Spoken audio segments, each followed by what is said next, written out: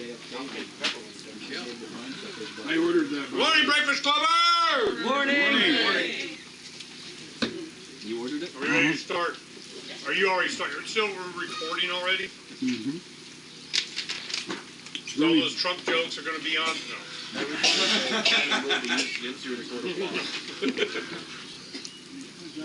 There's so much to talk about.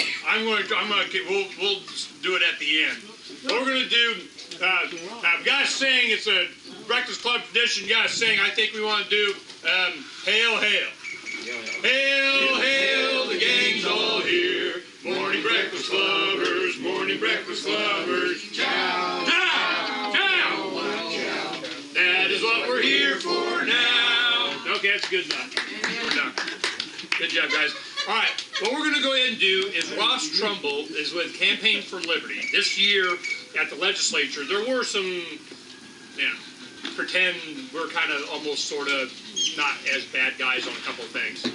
And so we're going to try and get a positive look at what was accomplished and what kind of mindset do we have at the legislature and the governor's office. The one thing that we're going to start and focus on was Governor Ducey last session vetoed a bill that would make it to where if you're fighting inflation and you just know what's coming, man, they've been printing in some money. We're going to go ahead. I'm going to invest in some gold and silver. Just, it's not really like you're going to get rich. It just kind of keeps you where you're not losing the value of your money, especially when you're retired. So what happens, people would buy gold and silver, and then they go, oh, it went up in value? Yeah, well, X amount of percent up to like 20-something, depending on capital gains, how they do it as a commodity, an asset, back and forth. Each state kind of got their own thing. But what happens is whatever value that you got increased in the dollar amount for the gold, you're trying to hedge against inflation. Well, that was taken by the government. They go, well, you hedged and it was supposed to be ours, and then you get the memo. Okay? So Ron Paul came in March, and he testified before the Senate Finance Committee, I think it was, and he goes, well, gold and silver constitutionally and dully is money. And taxing money is just for having money is like a bad thing. That's dumb. And it doesn't maintain a real value like with gold. Now, this is important because I wanted to point this out. Just yesterday, today on the front page of Freedom's Phoenix, you have a story to where Dubai is going to gold-backed cryptocurrency. And it's a Sharia compliant, which is part of their, it has to be, you can't do futures, you can't invest, you can't lease the gold, it has to be one for one, this is how much it is, and there it is, and boom, I got gold. So I suspect that gold is going to, there's all kinds of bunch of reasons for it to go up. But when you got demand for it, people actually using it in daily transactions, they're able to take the features of Bitcoin, back it 100% by gold, and use and spend it that way. So by doing that, we're going to see a whole new era. I want physical. I want to be able to transfer it online. I want to be able to use it. Anybody that has used Bitcoin knows how freaking simple this thing is. And then, of course, since we talked last, what happened to Bitcoin? It went like this. So it's at $2,400 a Bitcoin now or something. 25. So it has been as high as 27, 28 or something. So what happened was, when I first decided that, I go, yeah, I've been doing Bitcoin, and Davi may have something to say about it today. Yeah, Davi Barker came in last night. He's going to spend a couple weeks, us getting ready for Pork Fest and doing the pirate thing is taking off, and we may talk about that, later. But what happens is, the Bitcoin, when I decided to buy it, it was like $270. And the price of silver was like 17 something or whatever. It was 16 ounces of silver per Bitcoin. So I'm going, all right, I'll get some Bitcoin. When Bitcoin goes up and it's boom, boom, boom, boom, boom, and all of a sudden now it's 130, 40 ounces of silver per Bitcoin, I'm thinking I might want to trade in some of my Bitcoin. And I'll go back and forth like that all day long. I got Bitcoin or silver, I'm good.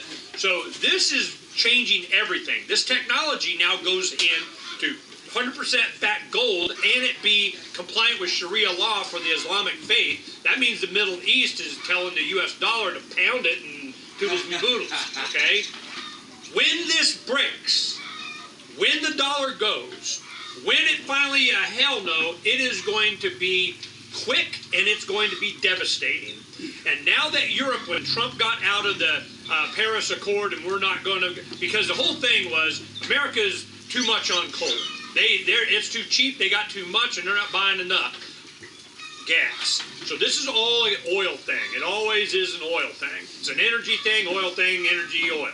Well, we have alternatives. Solar is starting to really take off. A lot of people here are, finding that out. I already know it. And then we have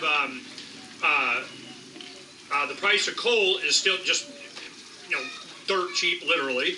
So they need to shut down the economic engine that is the American middle class. And they're doing really well at just squishing out lowering. So anybody that's making any kind of effort to maintain a standard of living, like investing in gold and silver, just to have that opinion, it's constitutional, biblical, historical, and now they're starting to meld it with cryptos. But here in Arizona, it made national news when Ducey, on the last day, signed that bill that would not tax gold and silver. It's money. Basically, Ross will give us some details. So there's other stuff that's going on, and what I'm looking for is if I can get any group or effort or legislator, hell, give me a legislator introduce a damn bill, I would be all over it if I could build on my land and do whatever the hell I want. I can't take my domes and play and put in sheathe and cover and concrete and pretend that I'm a contractor or build my own shed. No, where's your permit? Now, what if I lived outside of the city limits? What if I'm in the county? What if I'm in unincorporated somewhere? Do I get to go anywhere to be free and left alone? Is that possible? Do I have to always pay property tax? So I'm like renting my land from the government, from the crown. If it pleases the crown, can I please buy some land that's mine?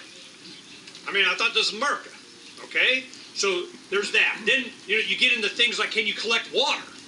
Rainwater? Nope. Can't store it, nope. Because it belongs to the cows or something somewhere. So this is the kind of things that I'm looking. I want to really be free. When somebody does that, what about my flying car that be a coming? Now this is one thing. I went to Panama. There's, we have supporters around the country and different people that we go visit on a regular basis. And, I go to Panama to, visit with some money. Okay? Say, yo, what's up? And I go, since the last time we saw, I called them like October and said, we're going to do this pirate thing. I could see when the headlines came out, the pirate party's nothing. They only elected 16% to parliament in Iceland. And I went, what? Oh, was that all? Okay. So I go, here comes the pirate thing. Because the pirate party in Europe, Rick Falkvinner out of Sweden, he started this right before we started the Lovolution, like 06, it was really starting to get going. The Lovolution starts here. They kind of overlap a little bit. We can see the same anti-establishment tapping in, anti-intellectual property, enforcement of copyright, of internet freedom, of blah, blah, blah, blah, blah, is their main issues, which overlap a lot with libertarian philosophy. So I'm going, yep, here we go. So we started developing, and we're always next, ready to launch. But now we got a marketing budget. We got the ASU aerospace team is going to be helping with clubs build the ship and design and everything. And right after I do the presentation, show them all the stuff, and they're like, "Oh man, right on." I come back 2 days later. Sergey Brin, the co-founder of Google, and Larry Page. Larry Page has a company, and they're building flying cars. Brev, is that how you say his name? One co-founder is Sergey Brin, I think it is, of Google, is building his airship. An air yacht, the same idea. It's $150 million that he's putting into this thing, and it's going to be his own. I get to go around the world in my flying yacht, and I'll deliver humanitarian aid if I feel like it. You're nice to me and you like Google. Okay? So it's already happening. And the decentralization of everything, communication, energy, education, transportation, shelter, everything is happening now. And that's what we're going to be embracing. It's what's happening with this gold thing, with the crypto. It is taking it out of a centralized location and distributing the power amongst the people. And that's one thing in this article. It was printed out, it wound up on Lou Rockwell, but it was interesting to me that they started to realize the biggest market of gold is not institutions, it's not countries, not this, it's not that. When it gets to be able to be used, it's going to be you. It's going to be people that's going to spike the demand. And that's what happened with Bitcoin. When they realized that they could actually, spend money, trade value, get stuff, and not be surveilled and oh man, boom, here it goes, because it's countries that are having capital controls on the people's money. China, Japan, India. A lot of India, what do they do? You're not allowed to have cash anymore. Now we just decided to create boom. Now who's freaked out over this Paris Agreement? All of the EU. The big, Soros and oil and corporations or whatever, Merkel and anyone. So everybody was cheering when Kathy Griffin held up, the Trump head. But I think that she jumped the shark on that one. All right. I think that was where the pendulum went. Oh hell no! Because where's the double standard? Who else on the planet that you could do that to and even think you would get away with it? Saddam Hussein. I don't know. Even that's kind of, man. This is amazing. We've been seeing on Der Spiegel magazines and Time and all that. There's one magazine shot I was showing Davi yesterday. It has a headshot with a sniper scope, crosshairs on Trump's head, and the slogan is "Why not?" These are magazine covers. I think she's related to Hillary. So whether you like Trump or not, man, there is something else going on. So, what is it? Well, you start to see in things like whenever we did the gold, silver, and copper medallions for our centennial in 12, when we did that, I'm shocked it passed and went through. We kind of snuck that. It was a thing that we did. But I'm going, who kept changing the words? Legislative Council. Who's on Legislative Council?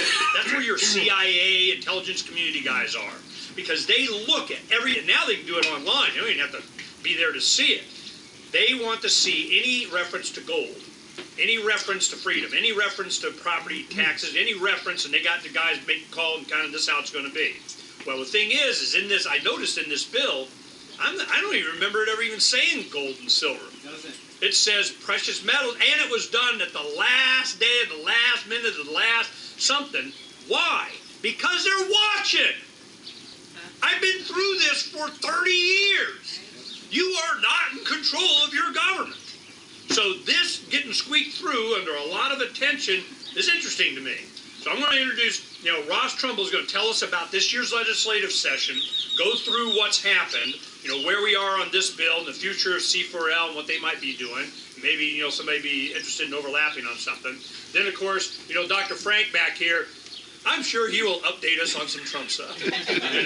We do the Trump report every Thursday. It has the most popular downloads on my site. And the one that you did with Charles Goyette, man, it's still up there.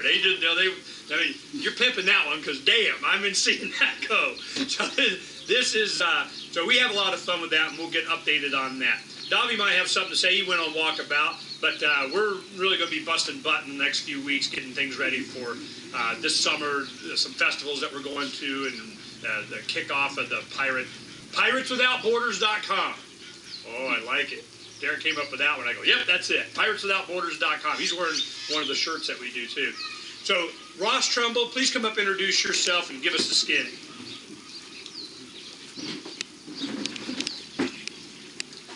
Thanks a lot, Ernie, for setting the table for me here, and thanks everybody for showing up. So, my name is Ross Trumble.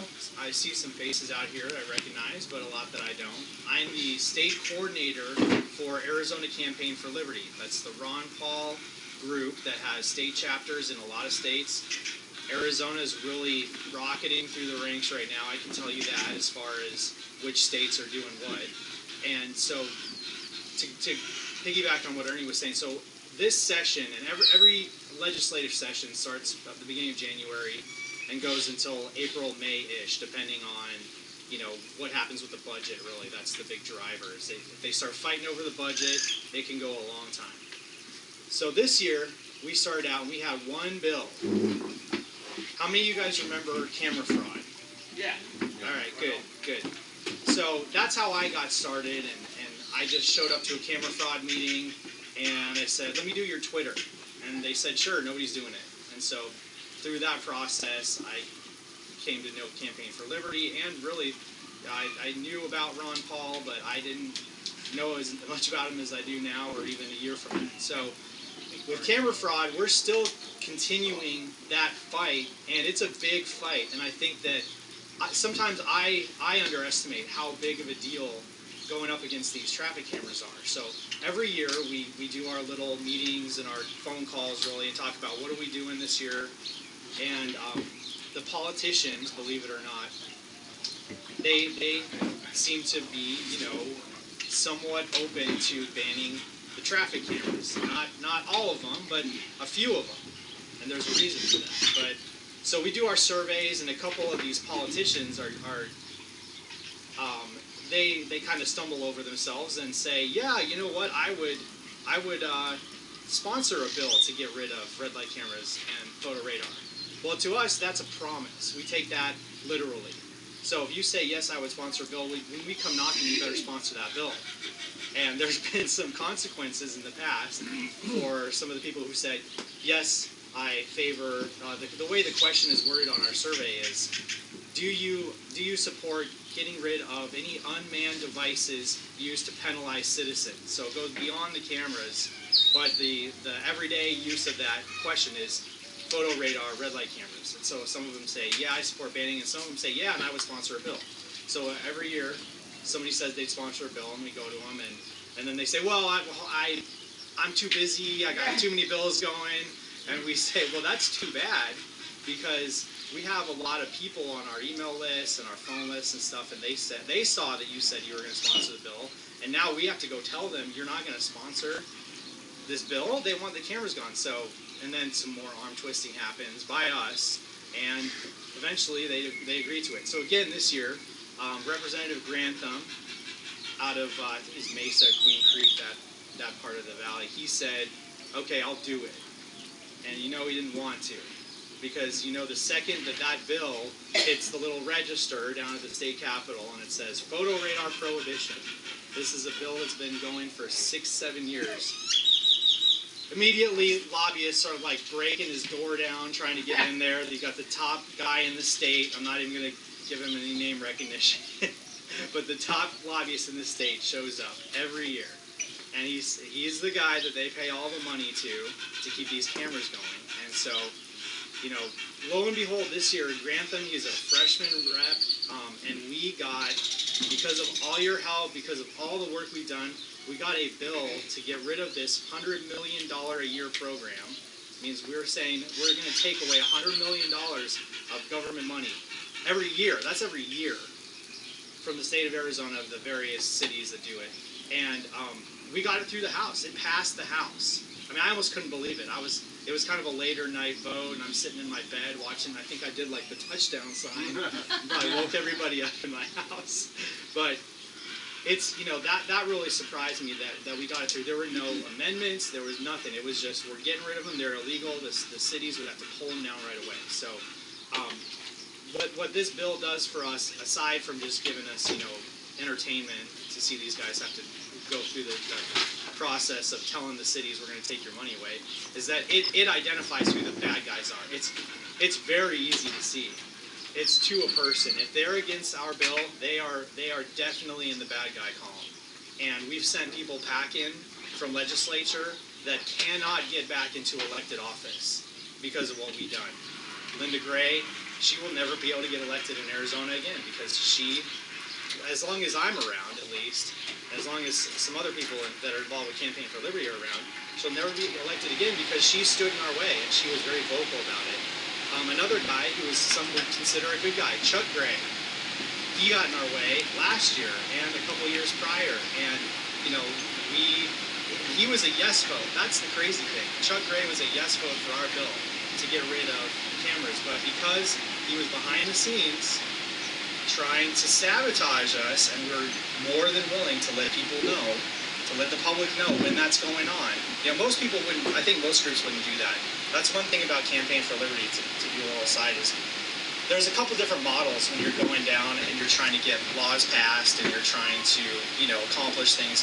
There's the access model where you're just trying to be friends with the politician. Maybe if we're nice to them, they'll do nice things for us. It seems kind of like just common sense.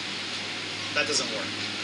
Period. You're never going to get anything you want. They'll pass something that makes it look like they're helping you out, and you will be you'll get something passed that did nothing to help you.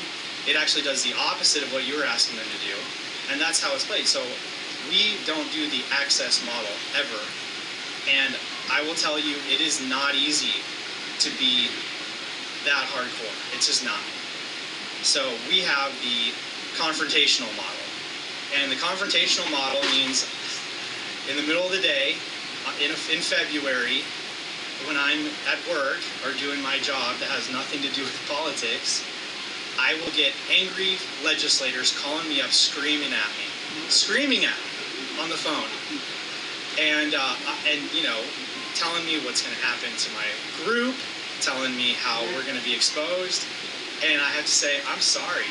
And then beyond that, even when they do what we ask, because they didn't start out in the right direction, we still can't say nice things about them. We can almost never say anything nice about a politician, period. Period. Sounds like my philosophy. Yeah, you all, I'm sure I know all of you, at least in part, feel that way, but there are some really good activists that I talk to that feel like I do about the issues and are pro-liberty all the way. And then as soon as we start saying mean stuff about their friend who happens to be an elected official, I get emails saying, Ross, you're being mean. That's my job. That's my job. So every year we do the same thing. And so this year, when we got this bill passed that Ernie was talking about to get rid of capital gains tax on precious metals, they didn't say gold and silver, and that's probably, he's really onto something. I think that's a big reason why it passed, because they kept gold and silver out of it, and it was just, that was enough of an angle that it kept a couple people at bay. But when we got it passed, I think that it's a chink in the armor. I really do. When you go to the government and you say, I want to take your money away, and you get nothing in return, I'll say something nice about you maybe, and that's really the way we approach it, is if you do exactly what we say on time, then we will praise you for doing that. We're not even going to say that you should be reelected. So I think that with this bill, we discovered a chink in the armor, and I think that we can build on this. I really do, and I kind of want some feedback too about what you all want, because I will tell you,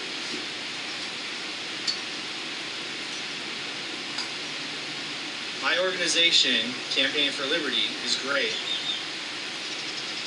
They called me in March I was about 8 days notice I got. Ron Paul's coming. And he wants to talk about this precious metals bill.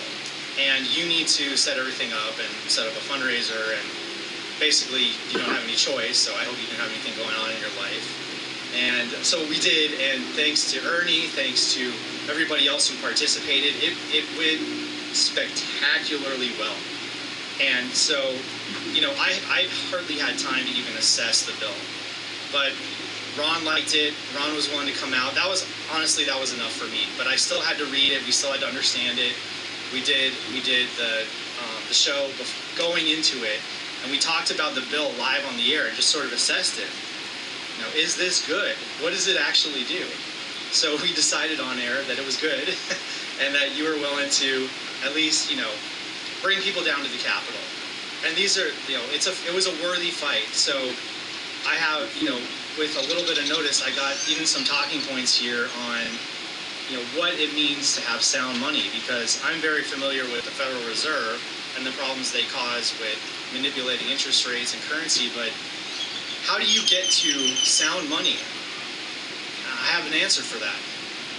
I don't know. But there are some steps here, and I will send this out to anybody that wants it. But one thing that a lot of states do is they actually have sales tax when you buy gold and silver. Does anybody know if we have that in Arizona? No. No sales tax. Okay. Well, so 20 other states had no sales tax. Arizona now has no sales tax, and we're one of 3 states that has no, I guess it would be called inflation tax, but it's capital gains tax. And States? 3: Oklahoma, Utah, and Arizona. And so, I want to interject. Oklahoma was the state that Pal and I stimulated for the gold, silver, and copper medallions for our centennial. That idea came from Oklahoma and their system. right. So Oklahoma has some of this, but they got a split. Eastern, Western Oklahoma or something where the homeschool kind of thing is and so on. They have, it started off like a small campaign for liberty kind of thing, and it's just had enormous influence on just over 50% on Oklahoma, so they're leading a lot of this stuff, like Arizona. So one of the talking points that we have in this is now our packet for sound money, because this is yet another thing that Arizona is bringing to the forefront. The cameras was one thing. There's been a couple other things that Arizona has pioneered. We are a bastion of conservative libertarian thought, and it shows. But the inflation tax is the most injurious of taxes. I'm just going to read directly from this. Citizens are burdened with, it's imposed by the Fed, and there's not a vote by Congress. It's a hidden tax. It's regressive. The printing presses are turned on and the marketplace is flooded with more dollars, which devalues the currency. It then takes more and more dollars to purchase goods. This tax is only possible when using fiat currency. Okay, so I am in the age bracket of that some people call millennial. I'm kind of really on the border there, but there was an article that came out recently by a millionaire real estate investor, developer, and he said, the reason why millennials can't afford anything is because they're buying $4 coffee and $19 avocado toast. So that turned into a joke. It was like the guy completely misunderstood the issue at hand. It's not that you're buying coffee and food. It's that the coffee and food cost so much. So I'm going to call the inflation tax the avocado toast tax, just so that people understand what we're talking about. $19 avocado toast is a symptom of inflation, and so it's something that is really, it's affecting average people more and more. I mean, look at the housing market again, the inflation that's occurred there, and it's like there was a short correction for a year or two, and now all these dollars have flowed back into real estate because they don't know where else to go. So exempting precious metals from taxation, such as sales and capital gains tax, which is exactly what we do in Arizona now, ensures citizens are not punished by the taxation or by the taxman simply for choosing one currency over another. So what I want to know from all of you is, how does this apply to Bitcoin? Because I know there's a lot of Bitcoin fans and Bitcoin owners here, and I think that that's a direction that we can take this little victory, because it's a chink in the armor. They had to say, okay, you guys win. We're giving you this one. We don't exactly quite know why. We don't exactly quite know what the monetary gain is one way or the other, but they didn't want to do it. I can tell you that, and they did. So did Ducey talk about him doing it? Did anybody ask him why he responded in any way? No, and so because he didn't veto, he wasn't required to say anything. If the governor vetoes a bill, which is what we were half expecting him to do, he has to explain why. Usually, he can skip that explanation, but that's not good. When they sign it, they typically just, unless he wants to grandstand on it, and he definitely didn't with this bill, they're just not going to say anything about it. We're trying to figure it out. We want to talk to him. I'm sure he would talk to Dr. Ron Paul, but he wasn't. Did he have a meeting scheduled to talk with Dr. Ron Paul? He did. I honestly, I don't even know if that happened, because I had to skedaddle from the Capitol before that happened and get to our little fundraiser. But no, let me inject what happened. Dr. Ron Paul, when he came, part of his thing was he was to meet with Ducey the day that he did the Senate committee presentation. Well, how many they were down at the Capitol when Dr. Paul came? So, a couple of people. So when he did his presentation, we're out there waiting. Well, he was supposed to go meet with the governor. Well, at the last minute, the governor, I'm so sorry. You know, I appreciate Ron Paul coming in, and I agreed to meet with you, but you know, it wouldn't be prudent at this juncture. All right. So just FYI. So just more evidence that Ducey was trying to distance himself, but he still signed the bill, and it had been vetoed by Ducey twice and by Jan Brewer once previous to that, and every single time the bill basically just the only difference was it said gold and silver, it didn't say precious metals, and it said legal tender, which is effectively what this bill has done. So. Well, then it limits it to U.S. minted gold eagles and stuff then, right? I don't interpret it that way. They do say gold and silver bullion, and specie. Specie would be the coin. So these are more terms that you can get with this little packet that we've thrown together. But this is not stopping in Arizona either. There's other states now. Wyoming is next on the list. We already have a bill written in Wyoming with sponsors based on what happened in Arizona. So again, we are pioneering what's going on in the freedom movement in this state, which is great.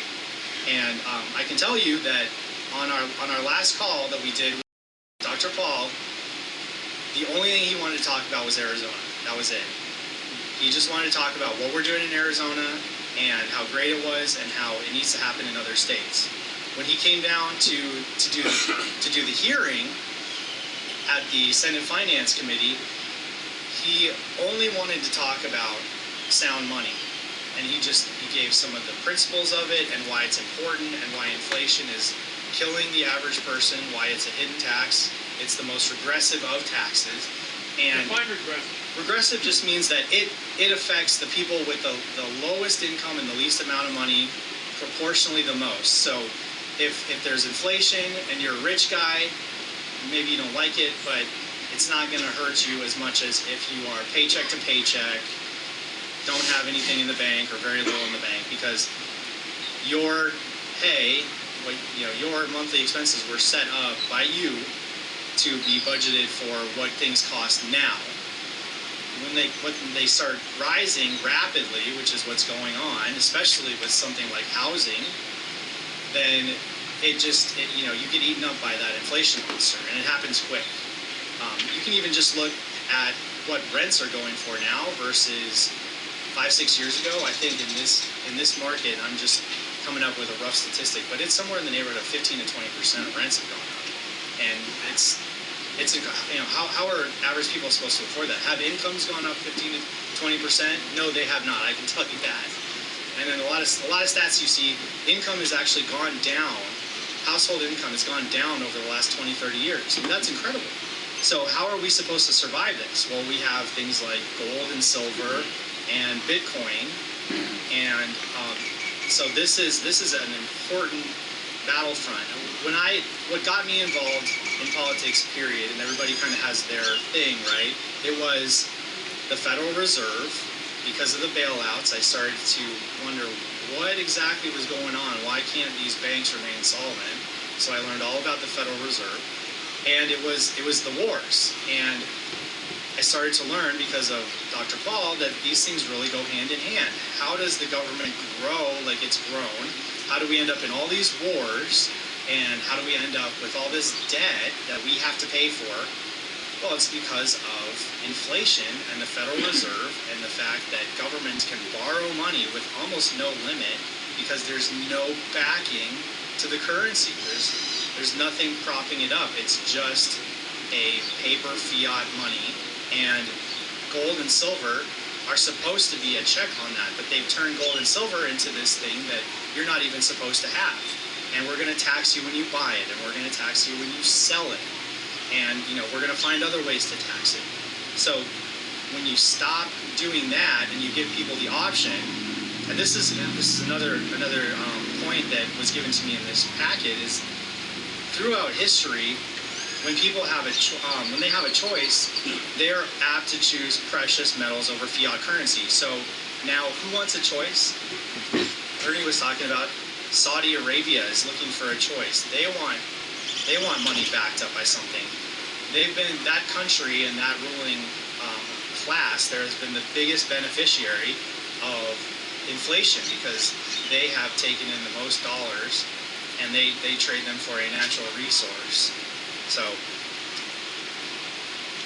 I think that this is something we're going to carry forward, and I'm open to any kind of ideas as far as what's the next step in going towards sound money in Arizona.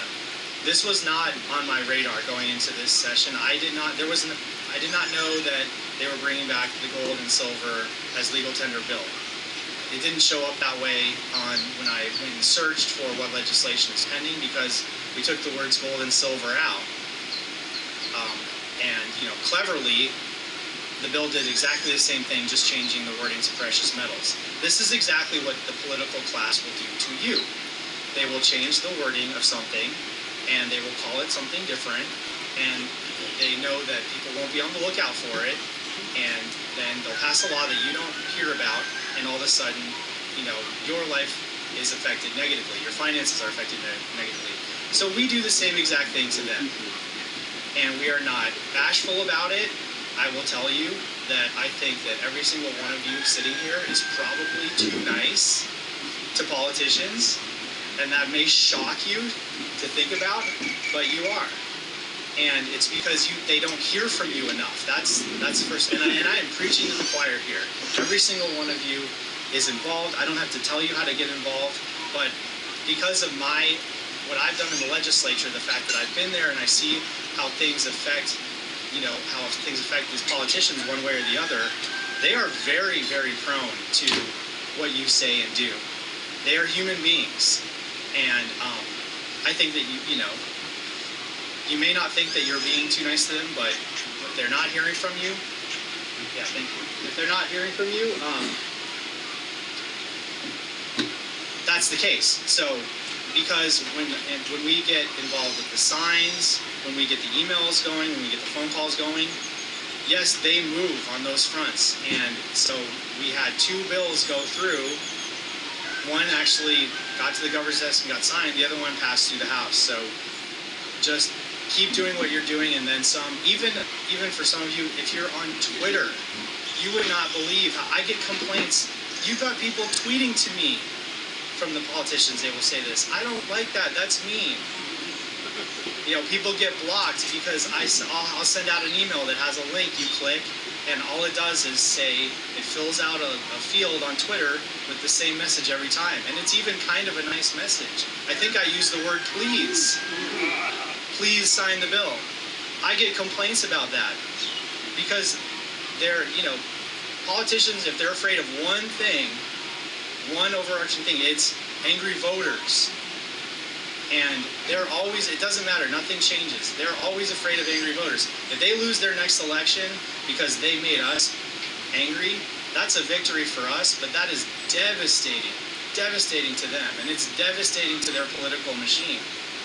And it's the reason why when Ron Paul came to legislature and he was standing in that hearing room, the politicians were coming up and pointing to myself and a couple other people there from Campaign for Liberty right in front of us and saying, we don't like these guys. They're not liked here.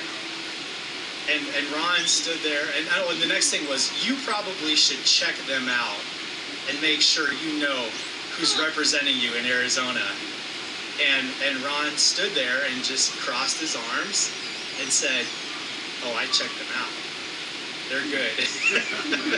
And that might have been my favorite moment.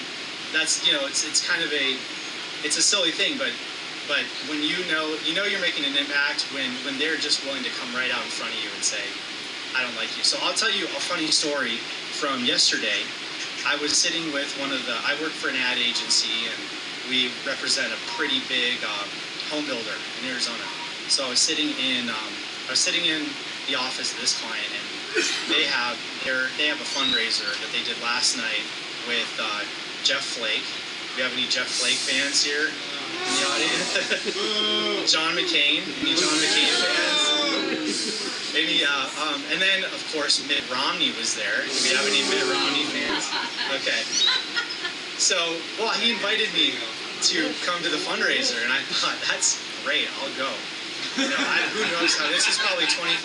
I have confetti. Yeah.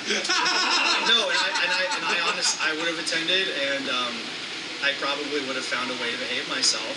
But so, you know, I'll just say that the person inviting me expressed some frustration with the people who would be in attendance. He is a big supporter of Donald Trump. And we have some Trump fans here. Yeah, at least one. Oh, you guys, there we go. Some more. So if you picture the guys I mentioned, and then Donald Trump, he likes Trump, well. So anyway, we started talking about the Paris climate deal and how this is probably a big monkey wrench for some of them. I mean, this is an understatement, right? And so he stopped and said, you know what, you can't come tonight, I'm sorry. He said if you and I start a conversation, it's just not going to go well. So within about 5 minutes, I was invited and uninvited. I'll take both. Honestly, I'll take the invite and the uninvited. Did he know you were C4L? You know, he knows some of the people I'm affiliated with, but he probably doesn't know what C4L is. He's not that politically sophisticated. He's busy, you know, building houses and that kind of thing. So anyway, this is what we're dealing with. Even with congressmen and senators, nobody likes us, but at least in the political class. But I know you guys do, and I know that some of the other activist groups out there do. And so when we kind of team up like we did, when it makes sense to get sound money, to get rid of a tax, to push back on the Federal Reserve, to push back on the state government, we can actually get the law changed. And there is nothing more difficult to do in this country, even when you know how to do it, than getting the law changed and taking away the government's money. So thank you to everybody who helped out with that. And my pledge is that I will continue to do what I'm doing. I don't have corporations that I'm going to go lobby for. It's just not going to happen. Campaign for Liberty is my connection to the state capitol. I went down there one time this session. That was it. I don't even want to go down there. If I can just, by email, by text message, any way I can communicate with these people where I'm not in front of them in their big, you know, what is almost appears to be a palace, the state capitol and the two big buildings. I'm in their world. I'm not going to win in their world. I want them in my world so we can win. And my world is signs, it's emails, it's Twitter, it's phone calls. And it works. It really works. It's hard to explain that even just getting a vote on the floor to take away photo radar and red light cameras is a major victory, but that is a major victory. They don't want to do it. They don't want to touch it. They don't even want to interact with us, but they know they have to because they've seen enough of their buddies and their cronies lose their seats because they get on the wrong side of liberty. And they get on the wrong side of the best liberty activists in the country, and I really truly believe that Arizona has them. You guys are it. So stop being so nice. Yes? Did you get kicked out of Arizona State Fair on photo fraud paper? No. Andrea, didn't you? I did not get kicked out. There was much of that. Who did somebody that was in the organization kick out another person in the organization, or? No, it was the Arizona State. Yeah. Yep. And then also, didn't Utah recently pass Sound Money Act? Yes, on Utah. Yes. So they actually have a more comprehensive law than Arizona. So, and then the state fair, that goes back to 2009, and we paid for that booth. We just took a collection plate, and I think whatever the dollar amount was, it was pretty reasonable. And we collected something like 50,000 signatures and freaked out the camera companies and the governor and just about everybody in the legislature. Yes? Yeah, I agree with just about everything in your speech, but I find it almost unbelievable you never once referenced Article 1, Section 10, which just plainly states nothing but gold and silver should be used to play Ron Paul did. Yeah. And Ron Paul did, and well, you didn't. I know Ron Paul did. Right. I'm right, and I completely understand what you're saying. So, in reference to the state of Arizona, we should adhere to the Constitution. The federal government sees it differently. They don't, and so we're so far away from that even just getting rid of a capital gains tax, which is totally antithetical to what money is supposed to be. There's a tax on money. Think about it. They're taxing us on money, and they've been doing it for decades. So all we did was take away a tax on money. Yeah, we're nowhere near Article 1, Section 9. It's Ted, sorry. Quick question, dealing with the voter protection. I know the recent bill that's been vetoed. Yeah, man, we can hardly hear you.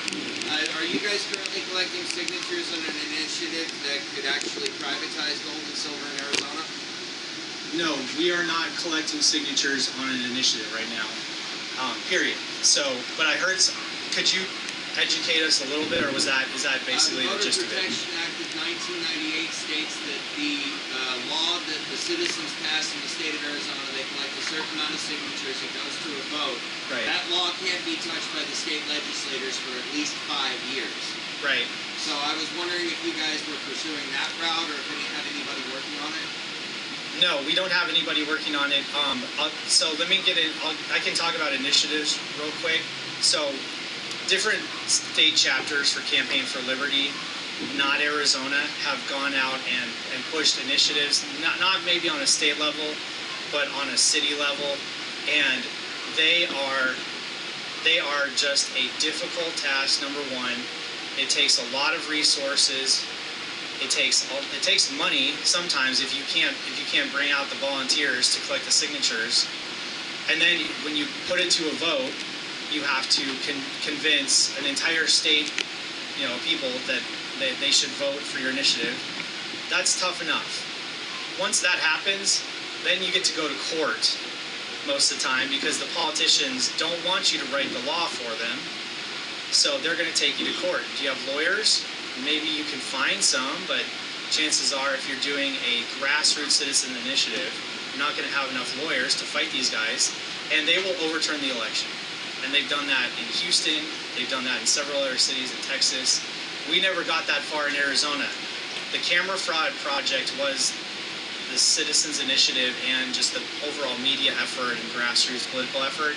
Campaign for Liberty was cooperative and friendly to it, but when I was crossing over with both groups, I got my clock clean for working a statewide initiative.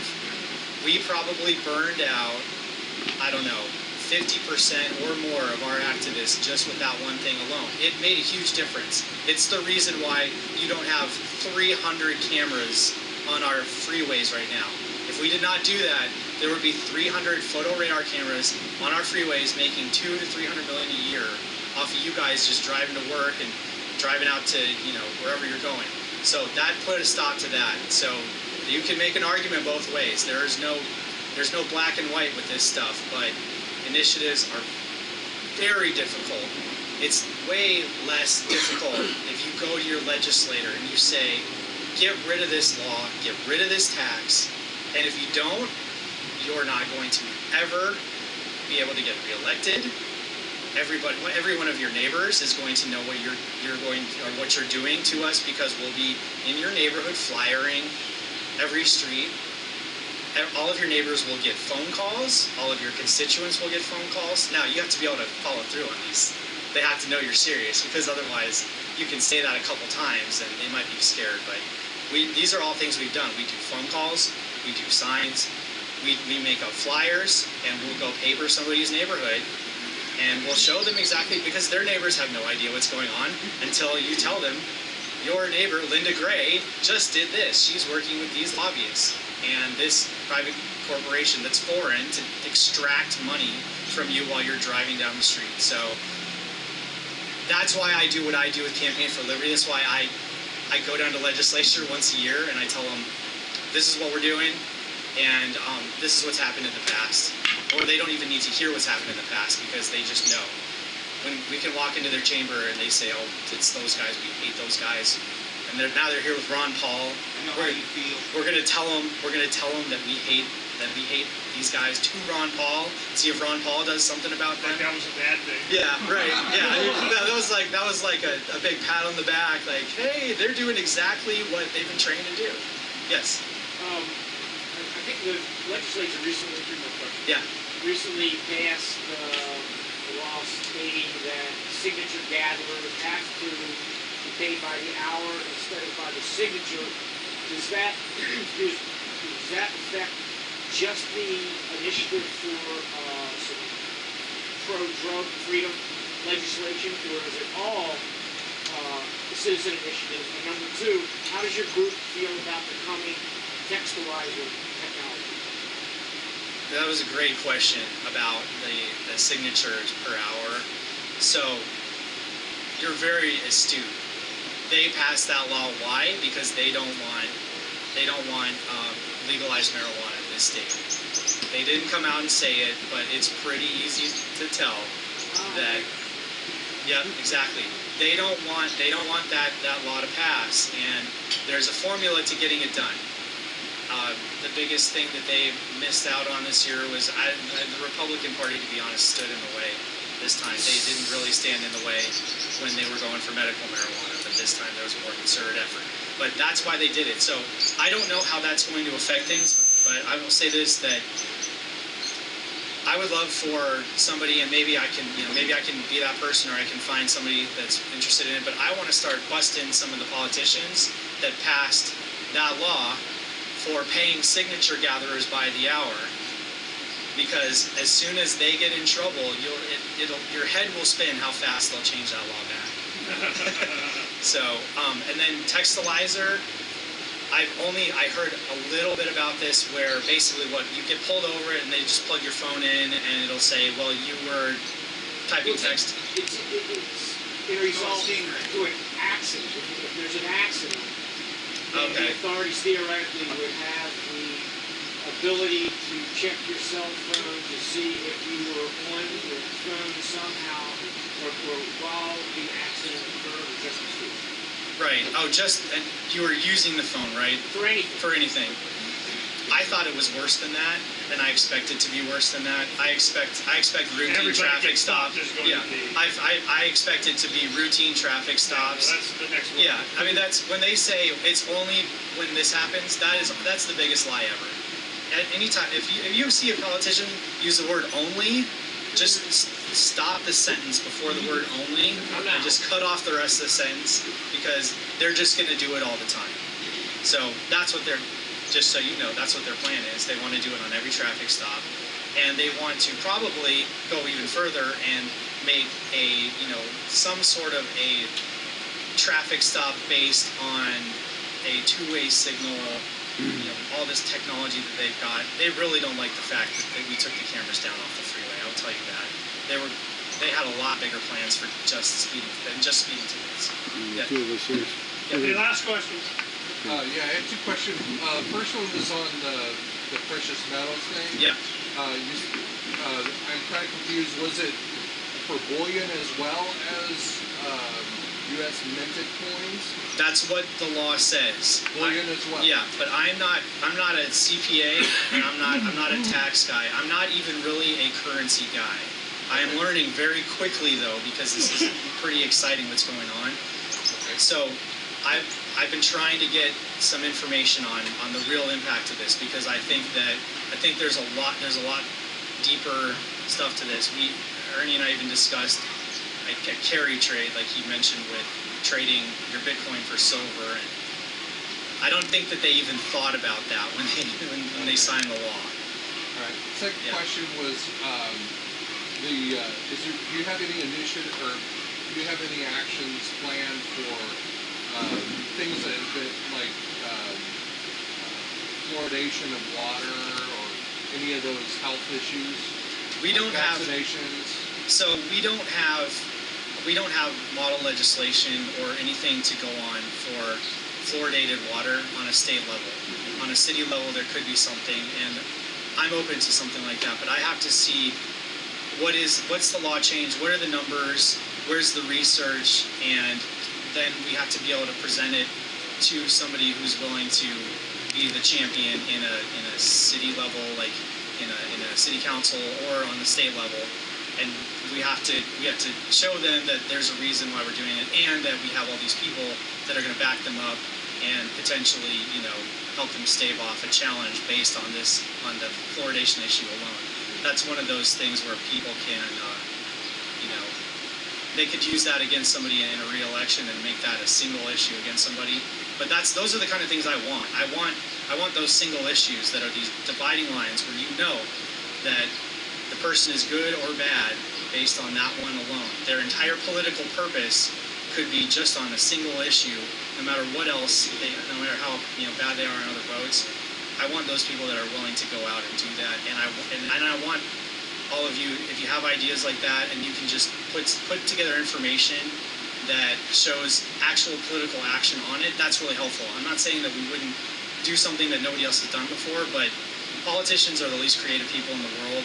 They don't even want to hear about something that hasn't been tried in another state. So it's kind of this thing where, waves of legislation kind of move around. So hey, with getting rid of capital gains tax on gold and silver, only 2 other states didn't have capital gains tax, but they didn't actually pass the law that we passed. So we set the tone in Arizona for that to start moving around from state to state. So fluoridation. Go ahead and give a commercial for CPRL and where they go and contact you part of. Yeah. Okay, so Campaign for Liberty is a 501c4 organization, which probably isn't that exciting to hear, but what that means is that we do not support candidates for office. We do not participate in elections in that way. We don't endorse candidates. We are an issue-based organization, so when we see what's going on around the country with civil asset forfeiture, with traffic cameras, with taxes, with fluoridation in the water could be one. I mean, just things that people come to us and we adopt. Then we say, okay, we're going to internally just sort of analyze this issue and then decide which states are going to go after that issue. When people come to us, if you all want to have Campaign for Liberty, work on a legislative project with you, make your case to me, and I will look at it, and then I make the case to the higher ups that have worked so hard for decades, like Dr. Paul, to come up with this really well thought out plan to change politics, to change what's going on state by state by state. So then, if they like it, then we start going. We have all the steps mapped out, all the way to what we would have done if the governor vetoed our bill. And so there's no real mystery about what we're going to do. And so I'd be more than happy to share those steps, to help you, basically share our resources if you're willing to do the work and you can, put forth the information, the research, that it does make sense and it can actually go through. And if we're right, we're right. If we're wrong, but we just keep fighting.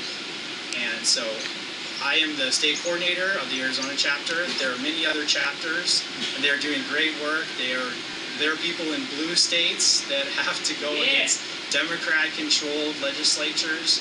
We have a Republican-controlled legislature in name only, I would say. So maybe we actually have it more difficult in Arizona. I don't know. But we are out there and we are trying to put money back in your pocket, take it from the government, put it back in your pocket, restore your rights, uphold the Constitution. Every single amendment of the Bill of Rights, even the Fourth Amendment, which the politicians don't like these days. They really don't. I'm not sure that the Fourth Amendment really effectively exists. We're trying to bring that back. And in Arizona, we have fought very, very hard to get rid of photo radar, red light cameras, and keep toll roads at bay. So keep in mind, this has been our signature issue. I would love to hear from anybody who finds that issue as important as I do and wants to help out in that effort, because we're very close to putting another bill on the governor's desk, and that's to get rid of all the cameras. Thank you, Ross.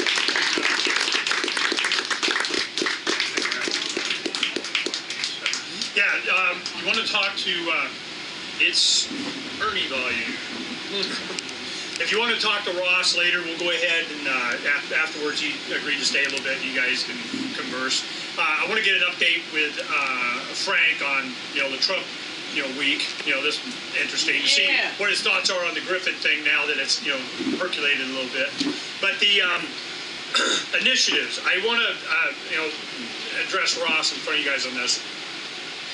In the early 90s, that's how we got most of our attention, was the filing of initiatives. We had a newspaper, Citizens Take an Initiative. Oh yeah, we'll get some newspapers out for you new guys. But we filed initiatives, and we had, in 94, we had peaked at like 36. Well, a bunch of those became bills, and some of them became law.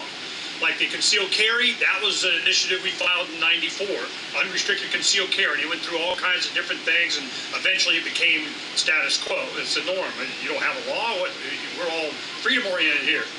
Well, in 2000, I want to tell you, this is how far I think in the future, all right? In 2002, before broadband was even really a thing, it was still dial-up, all right? I knew what was coming. What we did is I have opened an initiative right now in the city of Phoenix that we just had to file the non-activity report that every couple times a year, Donna's got to go in, we filed, nope, we didn't spend any money or did anything, boom, done. Yep, nope, again, we did, boom, done, and it's sitting there.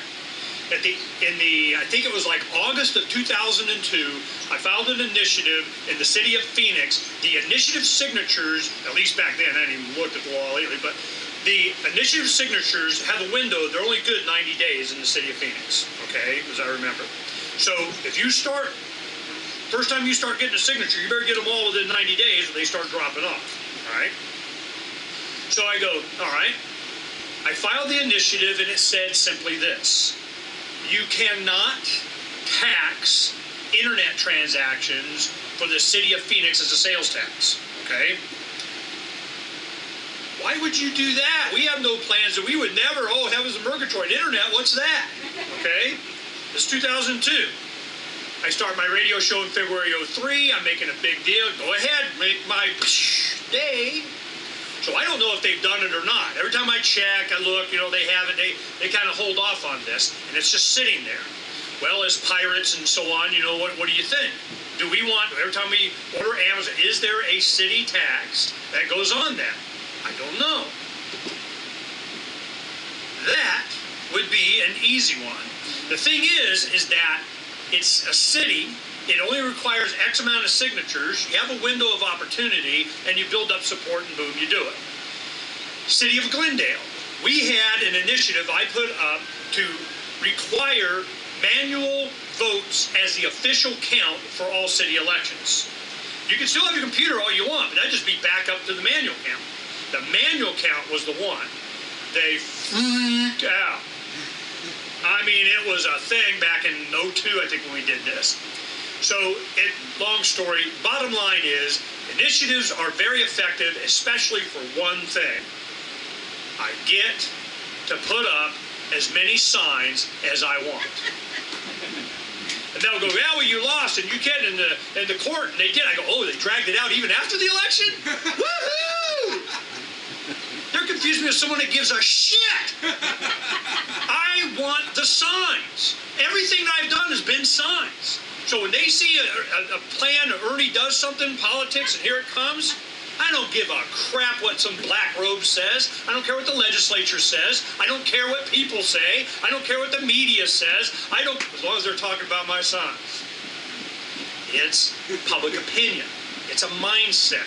How do you think we got unrestricted concealed carry? How do you think we got the gold thing on the first in the nation? How do you think this stuff happens? How do you think it happens? It's public opinion. And that is my goal. So while they're all worried about, Ernie, you and your people, we hate you and you're on our we don't like you list. If you're going to be on the list, be on top of the list. It's safer there. And I don't care. So this whole thing is a battle of public opinion. To think of it as anything else puts your game on their field with their refs. Quit doing that. Who gives a crap what they say? I don't want to talk to them. Anytime they want to talk to me, all I do is, I tell you, this is how it goes. Every lobbyist, every law firm, every legislator, every candidate, everything, and there's been, I can't even keep track of how many. Let me tell you who benefits. Uncle Sam. Uncle Sam's Sandwich Club, where I get my Philly cheesesteaks when they meet with me. I tell them, I go, you want to meet with me? Not a problem. You get at least an hour, you got to give me a Philly cheesesteak at Uncle Sam's. Do you think I'm kidding? Just so I can say that. Uncle Sam benefits. So whenever they come in, and I know you say law firm, I'm going to say the law firm. It might, rhyme with Rose Law Firm, How close am I? Which one? Oh, yeah. Talking about this. Jordan and Jason, I got to tell you this. Remember Charles Goyette's show at Charles's Angels on Friday? He'd have, when I was producing for him, let me tell you who the Charles Angels was. Becky Finger represented a populist kind of conservative view. You had Michelle, I think, she was like the Democratic Party head lobby, whatever the heck, progressives here in the Valley. And then you had Jordan Rose, which was the wife of Jordan and Jason Rose of the Rose Law Firm.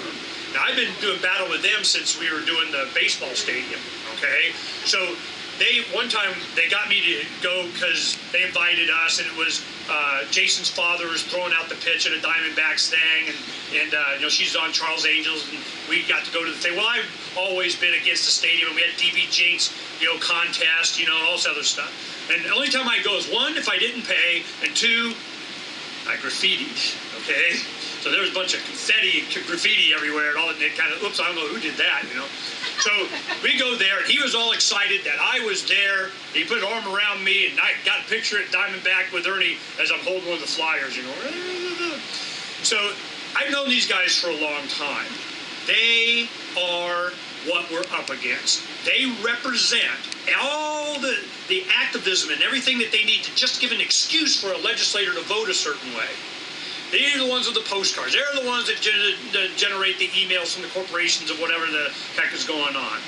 And the only people that they really worry about, the only ones that they're kind of, we need to know what's going on, because Jim Sharp, that's on morning news, worked for them for a couple of years. Okay? He left talk radio and went over to the Rose Law Firm. A lot of people don't know that. What's one of the first meetings he had? Uncle Sam's with Ernie. Okay? So this is, and then he kind of, that doesn't work for him, and he goes on. He was, the soul was getting too messy. So this is what we're up against. When they look at you, and they look at the signs, and that is their opposition. They don't look at other lobbyists. They're all negotiating, matters of degree of how they're going to control you. When you are out there doing a principle, they're like, damn it, that's what they're up against, is public opinion. Start thinking that way. And I'm trying to encourage C. Farrell that way. Quit worrying about whether it passes or not. The win is everybody's talking about it and getting educated. What do you think the influence of Ron Paul was coming down to the Senate? Ron didn't win anything, except the hearts and minds.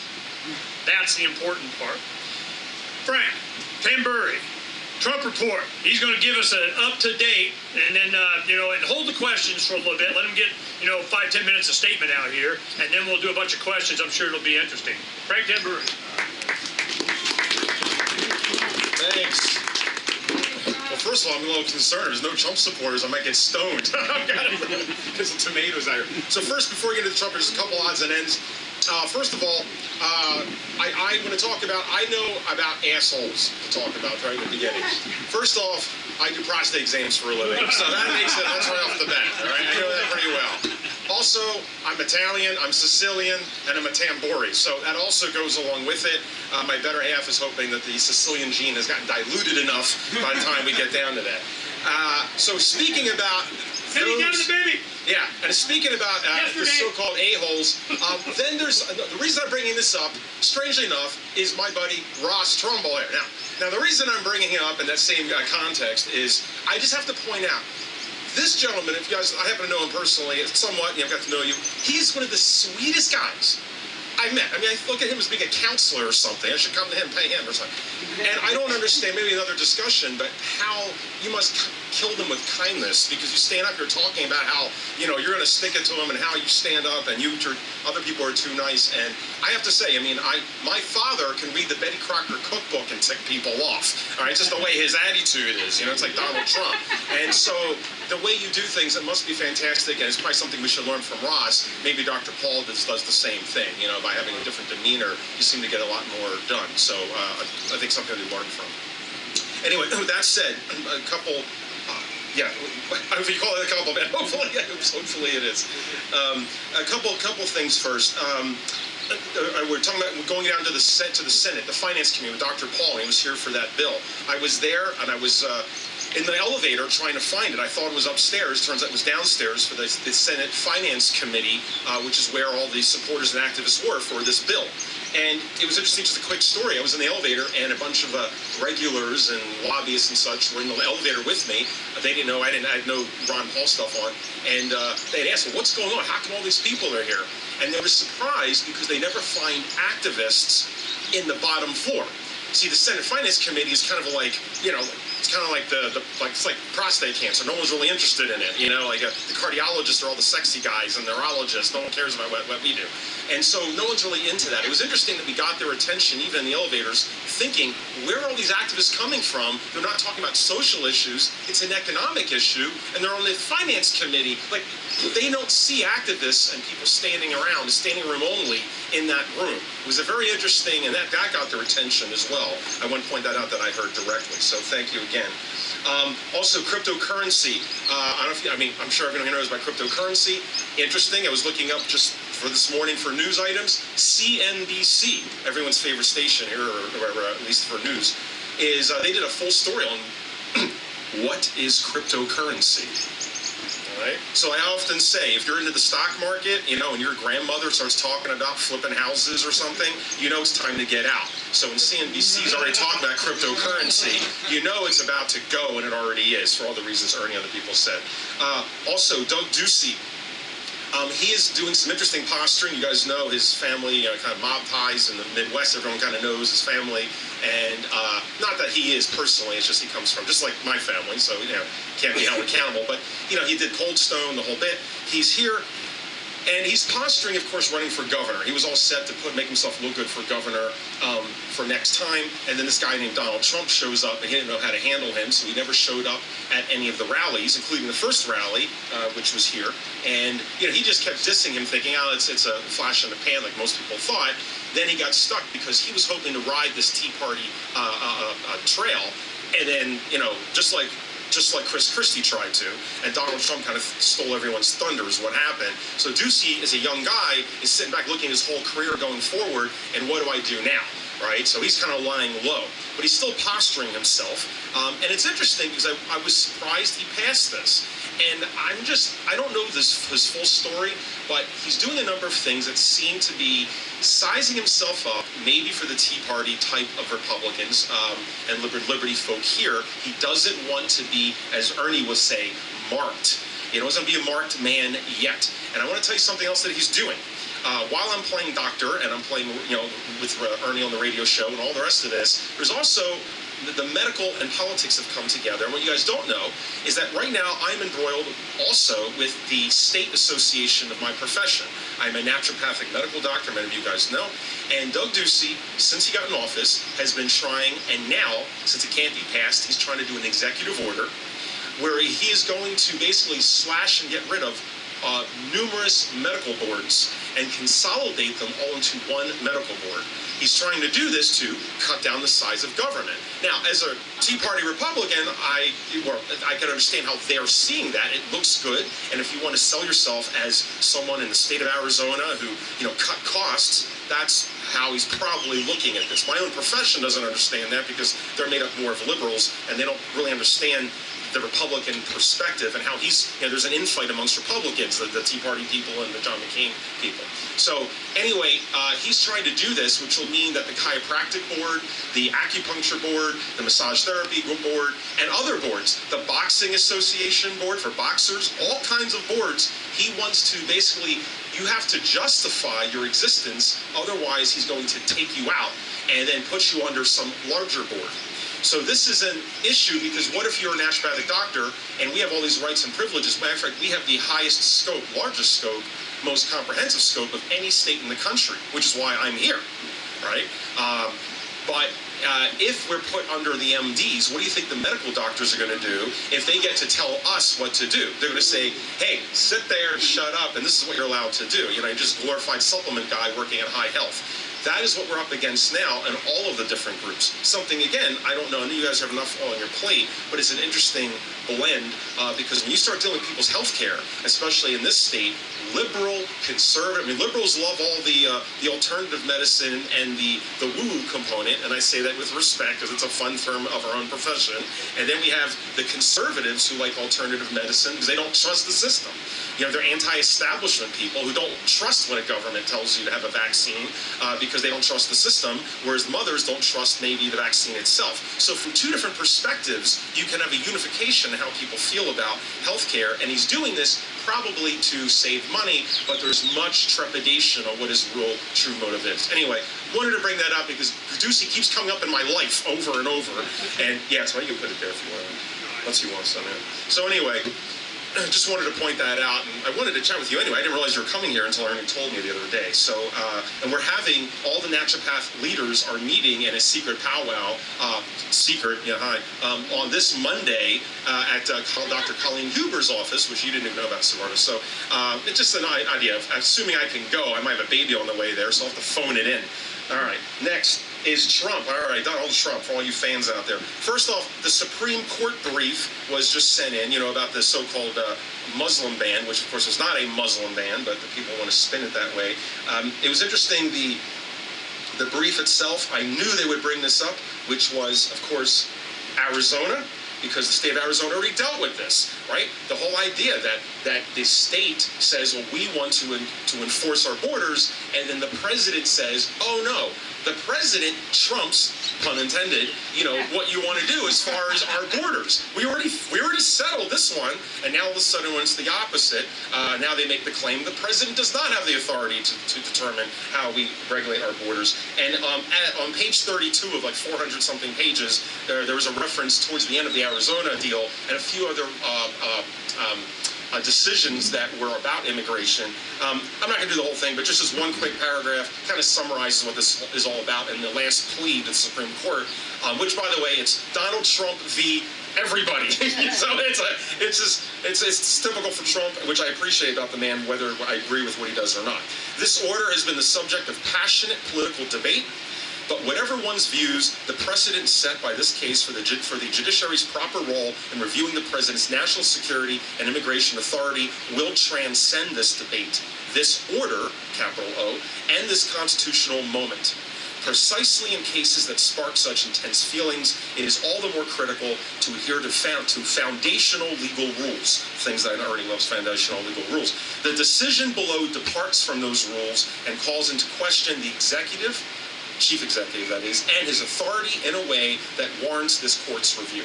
Anyway, that kind of summarizes what 400 pages is about, which is what they're trying to point out, which I hopefully most people do see, is that it's one thing to be emotional about something, but some things are greater than that, sort of like carrying the severed head and mock of a president. I'm waiting for an activist to Photoshop Obama's bloody head and stick it in her hand and just do a mock. I would just love, I would pay money for that one. If I had time, I would do it myself, to put that up there.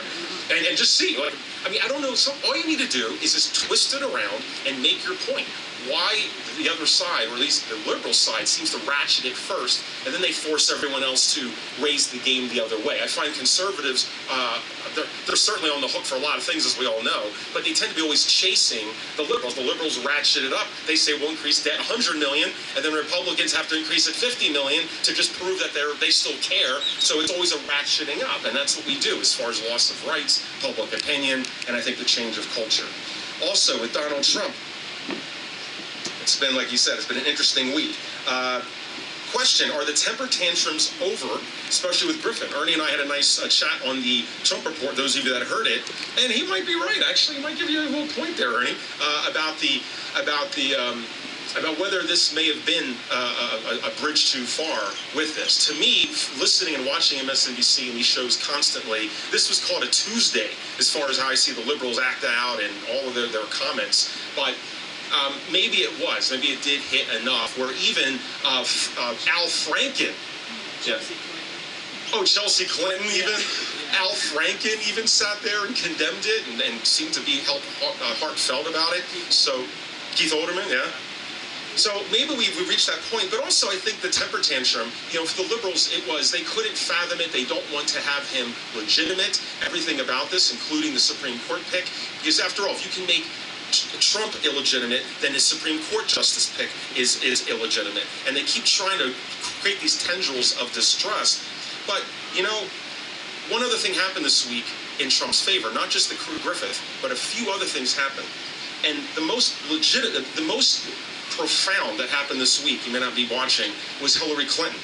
My friend Hillary Clinton, right? Back from the dead, the Crypt Keeper. Well, anyway, she comes back and she's doing her little talks. And we talked on the Trump Report. She spoke at what it was like Hack Fest or something. It's for hackers, die-hard technology people. She's on stage speaking to two tech, giants about tech issues, but this is someone that talked about, what do you mean wipe a server? You mean with a cloth? I just pushed the little trash can icon. I didn't know about that. And she's speaking at like a hacker fest, right? As if she doesn't understand how technology works. Well, she was there, and what she said was quite interesting. She, and for you guys who listen to my show, our show, but the Trump Report, is she has antisocial disorder. I've said this numerous times, also known as a sociopath, and I don't say that ad hoc, like people just use that word. I'm saying that in a medical term. She is, just like Ted Cruz, also I believe has antisocial, but nevertheless, what they have in common, aside from lying about everything, is they will never take responsibility for anything. They will always divert. It's you and they'll make things up. They cannot take responsibility ever. And we've said this, people have said this for years. People defended her and whatever, and that's another story about Hillary Clinton. But what was interesting, as she said at Hackfest, was now she went after the liberals. She went after the DNC. She said the DNC didn't do enough for her. She went after the Washington Post and other liberal magazines and rags and saying that they didn't help her. She's blaming her own liberal machine that did nothing for her. And gosh knows, on the show, I sat there and take clips. I would take snapshots of the Google feed, and like 20 of the 30 stories were all anti-Trump. Bam, bam, bam, bam. And he would go crazy. He's like, well, what's the news about that, Frank? Again, that was standard. My issue was the average American was learning this, but here she is blaming everyone else, again, but herself. What has that caused? The Democrats now, the DNC, they feel under attack as if they didn't do anything. She's claiming that they're bankrupt and they don't know what they're doing. She's blaming all the hand that fed her. I mean, we're talking CNN fed her the questions, for God's sake, but they didn't do enough for her, right? So now she's losing support amongst Democrats. And that's what I find interesting, that the Democrat establishment is now turning on her. That was a huge change for this week. Now you might say, well, who cares? We're on the Trump. Well, the thing is, if you're going to blame Clinton, if you're going to tell Clinton she needs to stand up for her own loss, what they're also saying, and the suggestion is that Trump therefore did win legitimately. In other words, she lost because she ran a bad campaign. They keep trying to spin this that she would have won. The polls are accurate, and how that happened, it must have been the Russians. Which goes to one of the last points here, is the email. Now, how many of you heard the Trump Report this last time? Not knowing, no one listened to it, a couple of you did. One of the key things to understand what they did, the setup, is I've been seeing a couple articles the last couple weeks about word clouds. You guys all know what a word cloud is, right? It's just you type in a word and the Google puts together how many word associations. Sometimes you get a random number or a random word. Sometimes one word really stands out. What they've done is, this came from CNN, they just said, we're studying word clouds from the election. And when you put in Donald Trump during that time, all kinds of words came up, build a wall and this and make America great and all these things. When you put Hillary Clinton's name in, one word came straight up, and we have on Freedom's Phoenix, email. It said email. There's a lot of other words we could use, but email just came up big. And I texted Ernie, he just came back from Panama, and I said, this is kind of bizarre. Here's CNN making this big story about and the headline was, wow, Hillary Clinton's email problem in the public's mind was worse than we thought. And they're just it's like we're revisiting the election from last year. Why are they making a big deal? And I laughed. I said, hey, CNN, the liberals are just figuring out how angry people were about this email thing. Well, we were angry about the Benghazi email thing, about her taking a hammer to her cell phones and deleting 30,000 emails and all the lies and all of that. That's what we're angry about. But the reason they sent that, and I realized, is that the next week, or it was a week later, I began to see what their spiel was. They are trying to find a reason to legitimize this special counsel against Donald Trump. They're trying to find what is the point of all of this about, okay, so we talked to the Russians. Who cares? I mean, if they talk to the Russians, so what? What did the Russians say? Well, guess what? We have some emails on Hillary Clinton, and we're going to send them to Julian Assange. All right, so let's just say he did that. Geraldo Rivera, a liberal, even said this. He said, at the end of the day, I'm scratching my head. Geraldo says, all this stuff, but when you really get down to it, always anonymous source, anonymous source, anonymous source. What is it that maybe he even did? There's no proof anyway. He shared, they told him he did the emails. He didn't have the emails. They hacked them. So where is this coming from? They want to find some proof that somehow this email thing, this whole scandal, that they need to find some meat, and there's still no meat there, is that somehow it swayed the election. Now, the government officially has already come out and said objectively that the Russians had no effect on this election about as far as the votes. So they're trying to spin it, okay, there was no proof the votes changed, but maybe public opinion changed at the last minute because of the Podesta emails. So what they're doing is they're pulling this together. They're saying that because the word cloud comes up email as the #1 thing people thought about with her, they're trying to say that it was the Podesta email leak, which somehow may have come from the Russians or WikiLeaks or whatever, that is why email comes up #1, and therefore the argument is that's why people changed their mind at the last minute. I'm sure all of you changed your mind at the last minute and decided to vote for Trump rather than Clinton. Right? But what they don't get is that email that comes up is not because of the Podesta emails. It's because of years of, God knows, I watched 11 hours of Benghazi hearings like 3 times. I mean, it's because of that. So that is a He's one of those guys. Yeah, it's a bait and switch of what they're doing with the public opinion. I'm watching it happen straight up. So that I found fascinating. Like what Ernie will say too, it's changing the culture. It's changing public opinion. And when they start putting articles in that seem from left field, like why are they talking about lime jello? Then all of a sudden, 2 months later, there's a bill to ban lime jello or something. That happens in my profession all the time. Anytime there's an article out of the blue that says, oh, guess what? Fish oil might be bad for your liver. Like, where the heck is this coming from? National news, fish oil. And then 2 months later, that's usually when John McCain, of all people, my buddy, decides to put another bill through that regulates nutraceuticals. So you need a prescription in order to get fish oil and multivitamins from your health food store. And God knows McCain tries that every few years, every time. And right before that bill comes out, there's always some article about how some herb, killed dandelion or something. So anyway, that's what happens there. I'm almost done here. Okay, I gotta give you this one. Yeah, go ahead. Anderson Cooper came out and he goes, blah, blah, blah about the trip and blah, blah. And confidential sources say, Trump's angry because he's gaining weight. I crap you not. I saw it this morning right before the Breakfast Club. Anderson Cooper going on about that. I'm like, confidential sources. So, also, as far the other ones are really quick. With Donald Trump, I know some of you probably not major Trump fans. I haven't been for many reasons about what he's been doing. I think I still do not understand what his play is. He is definitely a very intelligent person. People really underestimate him, but that's another story. He's definitely brash. I get that. Being from Philly, to me, that's just my neighborhood, so I understand his attitude. But still, I'm not sure his deal. I have a feeling, though, that maybe, I'm just speculation from watching him long enough, that maybe a lot of the things he's done that even the Liberty folk, Trump supporters had problems with, attacking the Freedom Caucus, it may have been Much of this is trying to become friends with everyone, giving everyone a couple points, then seeing what everybody does. It's kind of like you're new. It's like you're new to a party.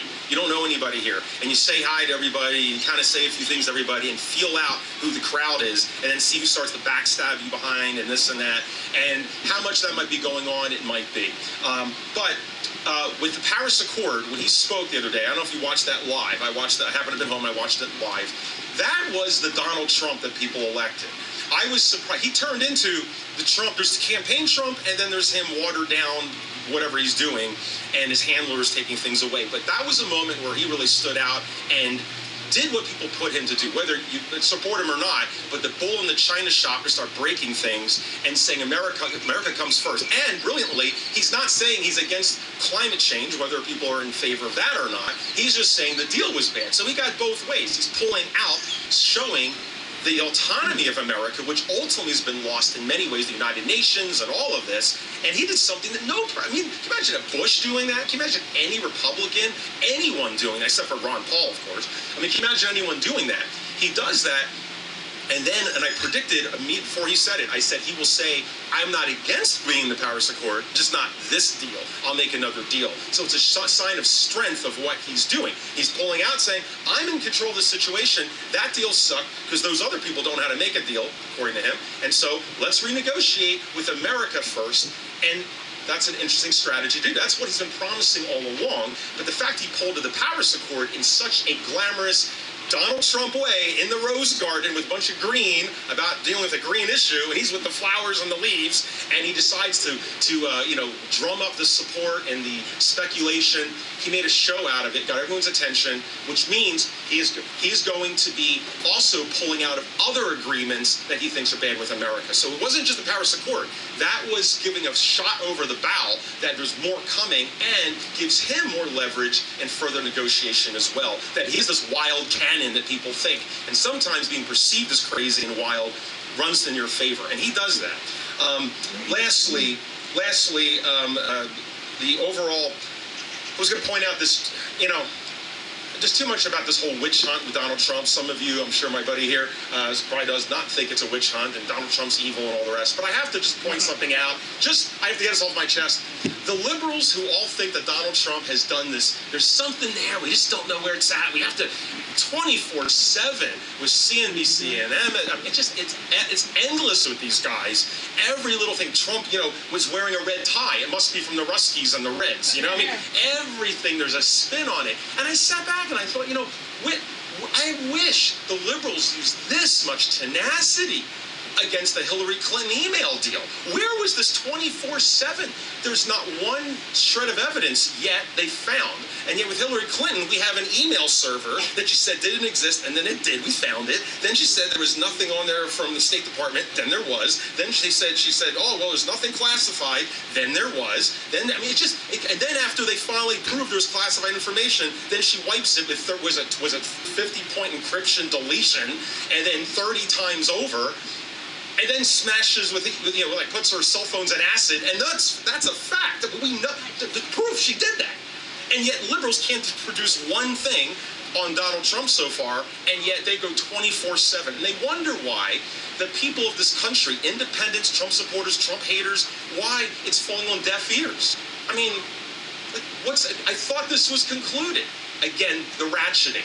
They started the fact that there's nothing to see here. It doesn't matter. Like Bill Clinton. It doesn't matter. You don't put a cigar up somebody in the Oval Office and go after women with your authority when you're in Arkansas, a sitting governor, a sitting president.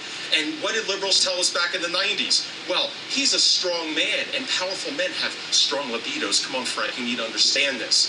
And, if your heart surgeon is having an affair on his wife, does it really matter if he's saving your life, right? I heard all the arguments in the 90s. I want to know where the marches in Washington were against Bill Clinton back in or all the feminists then. Where were they then? But Donald Trump, as a playboy, billionaire, not in public office, says some things, and somehow this is a sin, and we can't believe anyone put this guy in office. As Irv Homer, my mentor, once said, he said the problem with politics and with I guess how the world works is about history, and that is that young people just don't know and old people forget. and that's what they count on, and it's examples like this that get in the way. So the very last thing, I just want to give a little kudos to my better half, Savarda. She's 2 days overdue. Since it's my baby, that's why he's late, I'm sure. That's probably why. That's number one. She's a real, I mean, I have to admit, she's a real supporter. She's been pushing herself out there, and even as tired as I am, so I want to give her credit for that. And if there's any activists out there, Ernie, you might like this one, and I literally don't have the time, in which I know, throw it on somebody else. But we have to come up with a couple new baby pictures when the kid comes out, or whatever it is. We don't have the boy or girl yet. But I was hoping maybe someone could put together a big fake check, which shows the debt that my child's going to have on day one. Right? Not my debt. I like to know what exactly that amount is, and take a big number and say, I owe you from Uncle Sam, and put it right there, my little newborn, and say this is where he's starting off with. So that'd be something maybe I'll look into. Anyway, with that said, thanks again for your time, and again, we're on Thursdays with the Trumble. Thank you. I was going to have Davi give us a update on the run up on Bitcoin, but he's being a slacker. All right.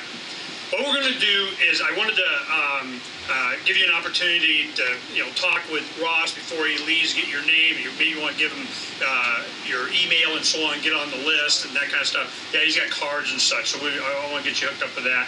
Because when they did the gold bill, there was something that was of interest to me.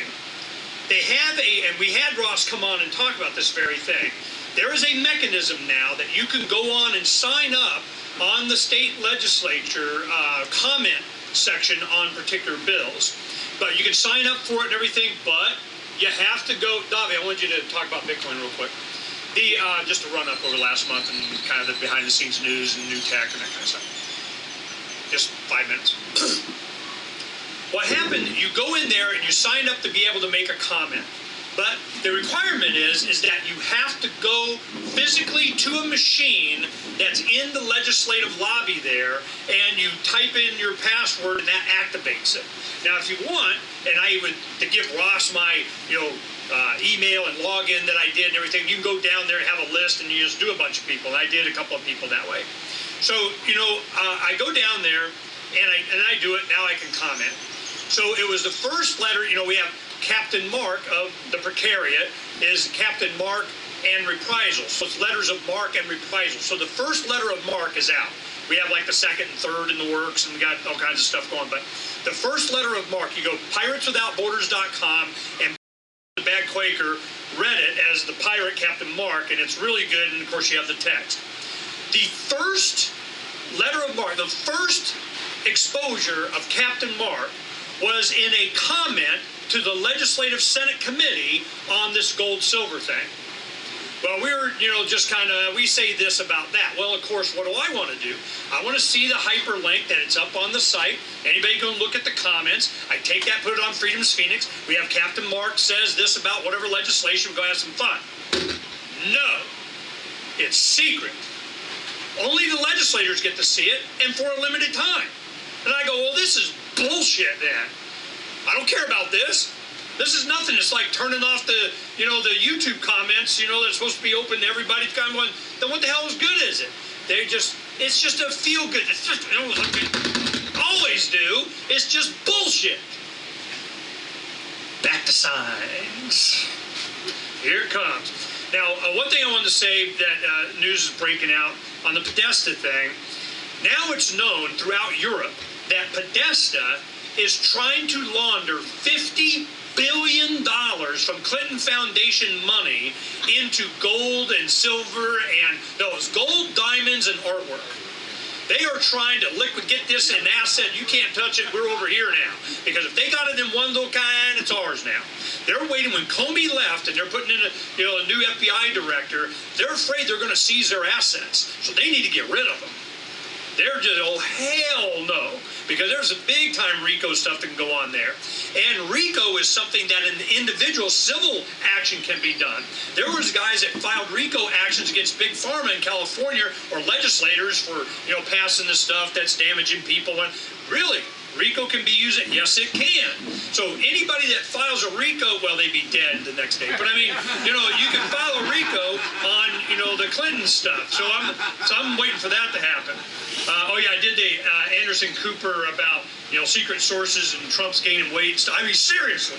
I'm just, Kathy Griffin, don't talk about so much. Trump mad because he's gaining weight, okay. It's not my debt. When they passed the TARP, when the economy took a dump in late 08 and the 08 election, and then they passed the TARP, and then the quantitative easing, started all this other stuff. When they did that, my first granddaughter was in the womb. She's 7 now or something? She was in the womb. And I'm going, how is this her debt? So we did billboards, 9 locations, freeways all over the valley for 3 months that we had.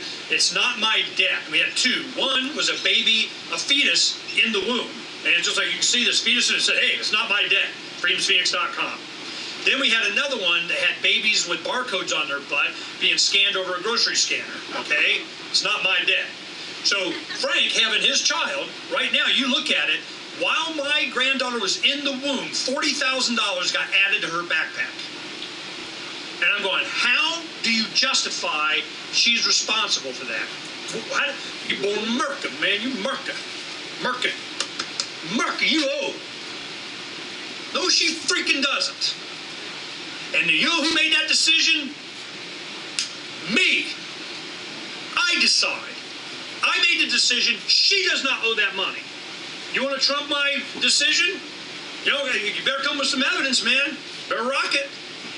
So this is what's happening. Every child that's born, they keep putting on more and more and more for a never payable debt.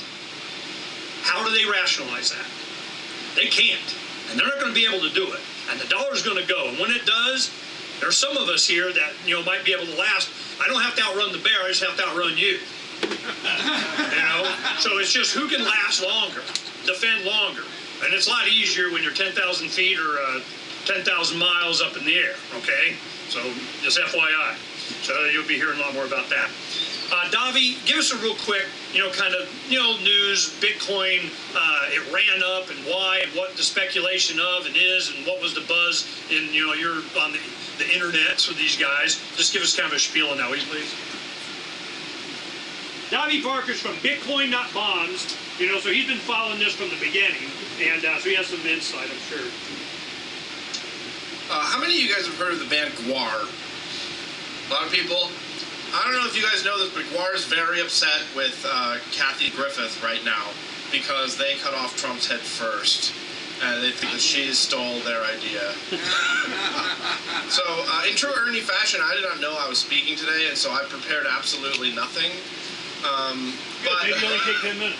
Yeah, but the big news is that Bitcoin is up, and it's up far beyond anybody's expectations. I don't know if you guys remember, June 1st, we did a predictions episode, and my prediction for January. What did I say? June 1st. June 1st. No, January 1st. Wrong J. I predicted the high for Bitcoin this year would be 1,600, based if you just look at the graph and sort of the way that it peaks and then crashes and then peaks and then crashes. And obviously I was wrong, because right now it's 2,500. I just looked it up. And so the question is why? And it's interesting because the news is counterintuitive. Like, the news in Bitcoin right now, the big controversy is over this Bitcoin Unlimited patch on the software, right? That there's this problem where transactions are not occurring as fast as they used to, and some of the transaction fees are higher than they used to be, and so people are worried that it's not scaling properly. And so people are worried about this, and they want to put in a software patch. And everyone in the Bitcoin space is all very nervous, and they're all saying, "No, this is not a good time. We need to fix this before we get really serious about promotion or whatever." And then, lo and behold, the price skyrockets anyway. When it broke 2,000, I sold a Bitcoin just because I figured that was a good breaking point. The transaction fee was 46 cents, which I felt was reasonable for a $2,000 transaction. But it's high by Bitcoin standards, right? Like, early Bitcoiners are used to transaction fees of like 1 cent or 2 cents, right? So from a Bitcoin insider's perspective, a 50-cent transaction fee is outrageous. But what would the transaction fee have been if it was PayPal? It probably would have been like $20, like $60, $70, right? So it's not, for me, it's not a question of how is Bitcoin performing compared to Bitcoin 5 years ago. The question is, how is Bitcoin performing compared to other payment processors in the world? And I think that that's really what's going on with why it's skyrocketed, even though this predominantly American and European Bitcoin think tank community is nervous right now. The international markets are booming. It's taking off in China and Malaysia and India and places like that. And that means more demand. More demand means a higher price, right? So it's going to have some scalability problems. We're going to see transaction fees of 60 cents or 70 cents. But markets are dynamic. They respond to the tool as it functions, and they use it as it functions. And if it doesn't continue to function good for micro transactions the way that it used to, when people could give 1/10 of a cent to a person because they liked their artwork, in the future it's going to be used for larger transactions, like transferring thousands of dollars overseas without worrying about the customs paperwork. Like, that is still a viable use of this tool, which means that the more that it gets international adoption, the more it's going to continue to find other uses and other purposes. Just because we can't predict what it's going to be based on past behaviors, that doesn't mean that it doesn't have utility, that it isn't a viable program. So that's the gist of it. I don't know if people have questions about what's going on in the Bitcoin space right now, but yeah. It doesn't behave like a stock. No, it can't really do that. It goes twice up in value. That's what happens. Yeah, Phranq. Two quick questions. Number one is, I'm not holding you as an investor for your comment, but they tend, whenever you get a run up, usually Bitcoin, you get these big crashes. Do you think there's one right around the corner, or is this more sustainable with the international community? That's question one. And number two is, are other cryptocurrencies riding the coattails like SafeCoin and other things? Yeah, absolutely. Other cryptocurrencies are doing really well. Ripple and Ethereum are both doing really well compared to the rest of the pack. Here's the interesting thing about this. Well, let's call it a bubble, or let's call it a spike, whatever it is. Like, it got up to 2,800 was the high mark, and now it's down to 25. So that's like it's starting to dip, right? But 28 to 25 is not a crash in Bitcoin terms. Like, when Bitcoin traditionally crashes, it crashes to like half what it was before. And then everyone panics and says, oh, Bitcoin is over. And then it starts incrementally going up again, right? Like, we watched it, as soon as it hit 1,000 the first time a couple years ago, it crashed down to like 480, and everyone panicked. And then it started inching its way up again. The interesting thing about this peak, and this peak is different than other peaks, is the people holding are still not enthusiastic about selling. Like finding the old school Bitcoiners who would normally be like, yeah, I'm going to get out at the top of this peak, and they're trying to catch that peak, and then they're trying to like get out, right? People are, even at this price, not enthusiastic about selling. They're just enthusiastic about acquiring. And so even let's say that this was the crash, like, I think that we have to get used to a $2,000 Bitcoin at least. I don't think that we're going back down, right? Like when it hit 1,000 and it crashed down to 480, 480 still felt like a high number for people that got in at like 230, or whatever. It's funny, the numbers I keep in my head are always the numbers in June, because that's when I go to PortFest, and that's when I acquire the most. So the numbers I have are like 230 and 480, and now it's 2,200. This spike is different, and I think that this spike is different because it's so much more global in scope. Yeah. Let's say that Trump finally succeeds in making America great again with his agenda. What would that be on effect? How would that affect the Bitcoin? Well, I don't know what that means. To say that Make America Great Again involving Bitcoin, Bitcoin's unprecedented. So whatever, you can't say Make Bitcoin Again to anything. But so if this is an international spike and we're looking at it like literally stepping out, not just into like a Western European and American currency, but a global currency used in Africa as well as Russia as well as Australia, then nothing that Trump is going to do is not going to command any more than just like America's contribution to that economy, right? But I don't know that Trump has. There's no way to know what Trump would do about Bitcoin, and there's also like no matter what he did, there's no way to say that Bitcoin is going to respond, because it tends to ignore laws. Like when countries prohibit it, it spikes again.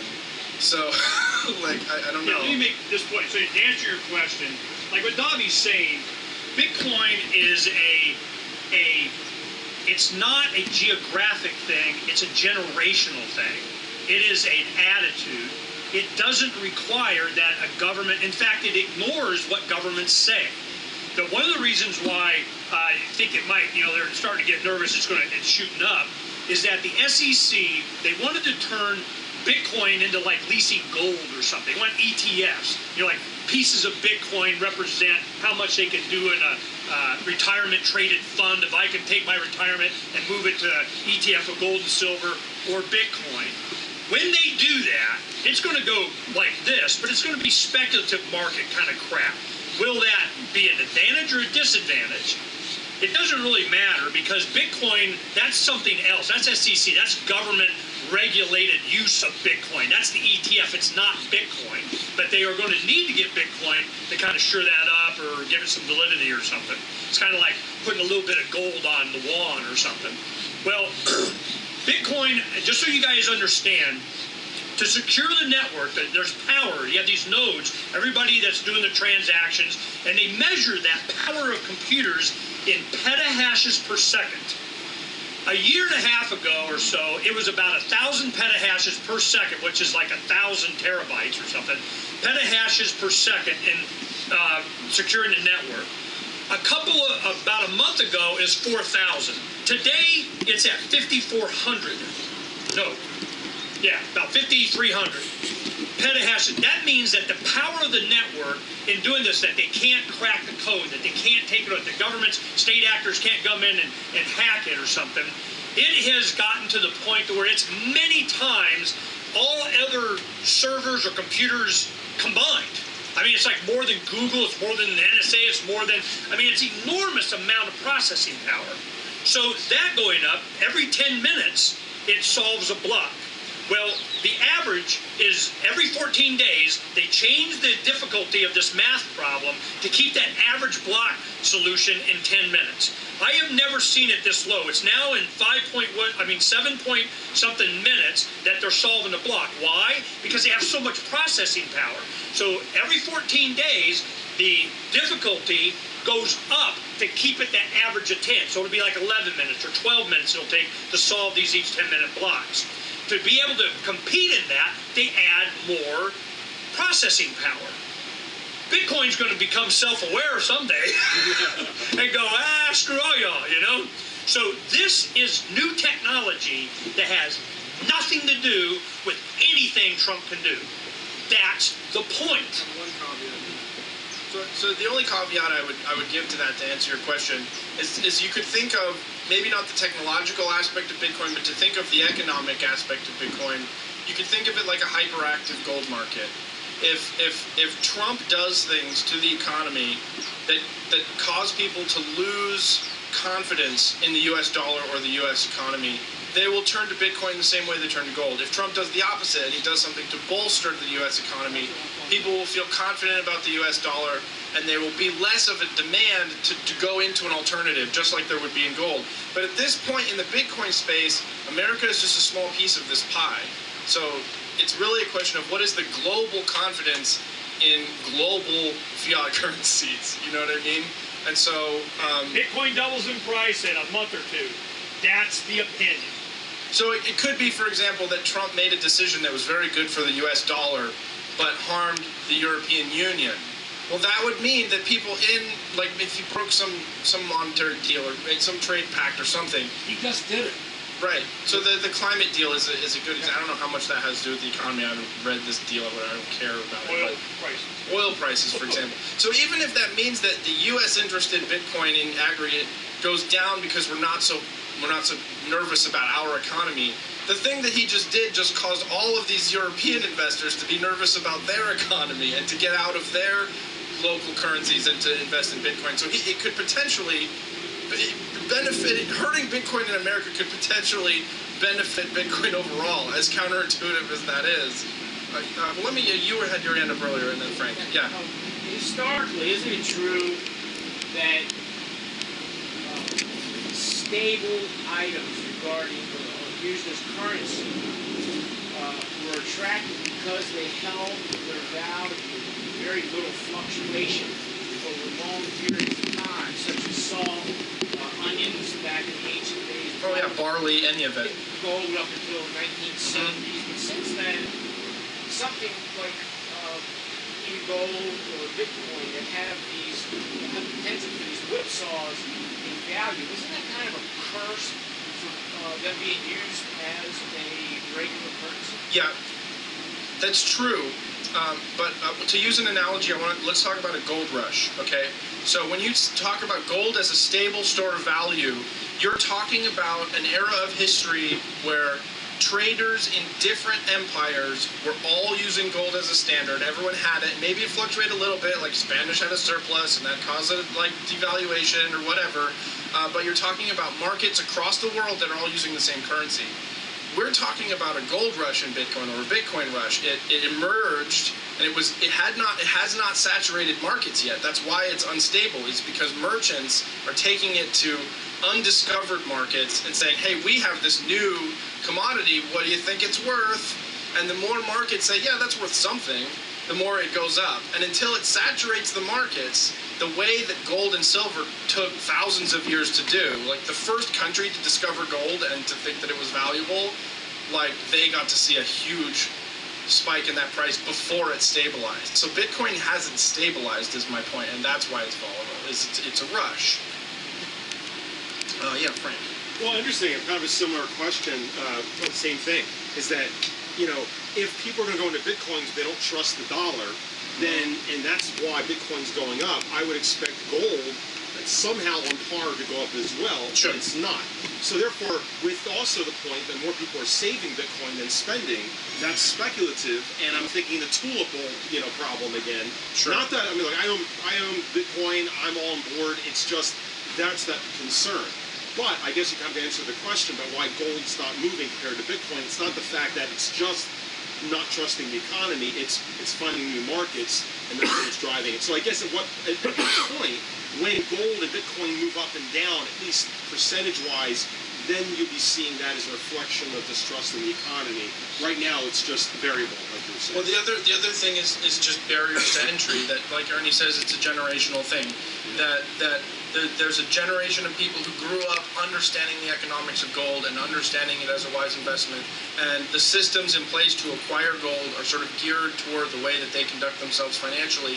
And then there's a generation of people who grew up on the internet, who have never been in a coin shop, who wouldn't have the first clue where to get gold or why, or what paperwork needs to fill out, or what taxes or whatever, but they can post on Facebook, hey, how do I get into Bitcoin? And within a couple of comments, someone will say, hey, I'll send you some, and they can send it in the comments section. You know what I mean? There's a barrier to entry that's different for younger internet savvy kids. Okay, let me share this with you. Top story, Freedom's Phoenix this morning. All right. Deutsche Bank trader admits to rigging precious metals market.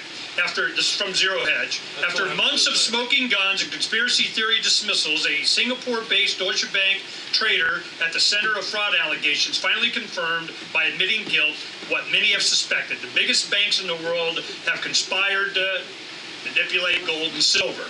So the thing is that we've known this for a long time. When they were able to turn gold into paper, it wasn't really what it was, what the value was. So that's why when silver's down at $17 and anything, I'm like, they go, oh, it's down this time. I go, good, I can buy more. Because this will come out. Sooner or later, it's going to be, I need. And we had Tim Fry on from Roberts & Roberts Brokerage yesterday. I had Luke Radowski. He's at Bilderberger this weekend. So that was an interesting conversation. We had Richard Grove. They kind of overlapped. That was an interesting conversation. And then Richard overlapped with Tim Fry. He's saying the reason that the demand, because all of a sudden Africa's coming online. Everybody's getting their smartphones. You're going to need a bunch of silver and gold. And they're making, but they miniaturized everything. The demand for precious metals and connections of just making CPUs and your little components of whatever has gone down because they're smaller. But there's so much more demand for them. They're coming. It's still, demand is going to outpace supply at some point, but it's all manipulated through these futures contracts. So it's coming. And it's always, the free market always rears its head. What makes Bitcoin different is that, like in this one app that I have here, what it shows is also what the market cap is. Just Last year, Bitcoin, not even a year ago, Bitcoin was worth like 16 billion. It's now up to 42 billion. And that's a teeny weeny baby drop in the bucket of nothing. But that doesn't mean that you have to retain Bitcoin. It's like right now, I want to move my silver to Uruguay. I convert it to Bitcoin, go to Uruguay, buy more silver at like 3%. I do any other transaction, it's a gazillion more on both sides, and they all know where I did it and how, and I can't get on an airplane with it, okay? Bitcoin is and this is the argument behind the scenes that Davi and I, we know these guys. One, I needed that 2-3 cents a transaction so that it can be used in buying my latte, okay? Other guys go, I don't give a crap if it's $3 a transaction when I can move $1 million. That is the battle right now, because there are interested people in the space that have different online vendors and online usage of it, and they want to sell little kind of an Amazon purse and all this kind of stuff. They want low transaction fees where a lot of people don't care because it's so low compared to the competition. That's what's going on.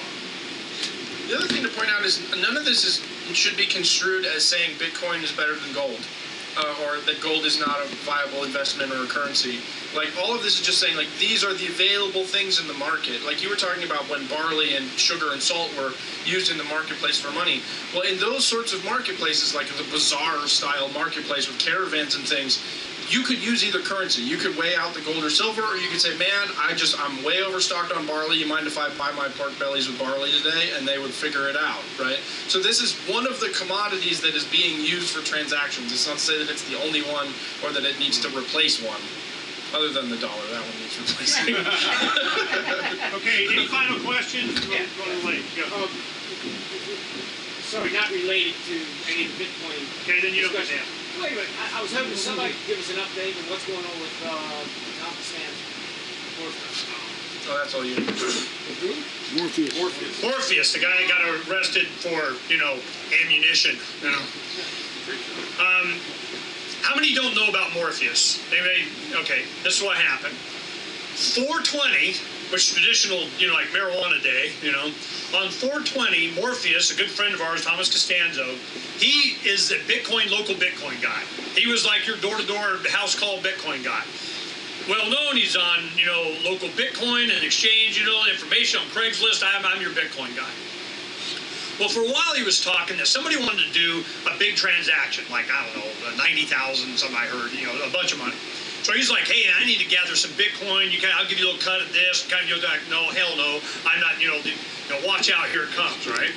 So he's like, hey, man, I do this all the time. I'm going monthly to lawyers and doctors and everybody and do a little, I get some, trading Bitcoin. He gets his 3-4%, and he's good.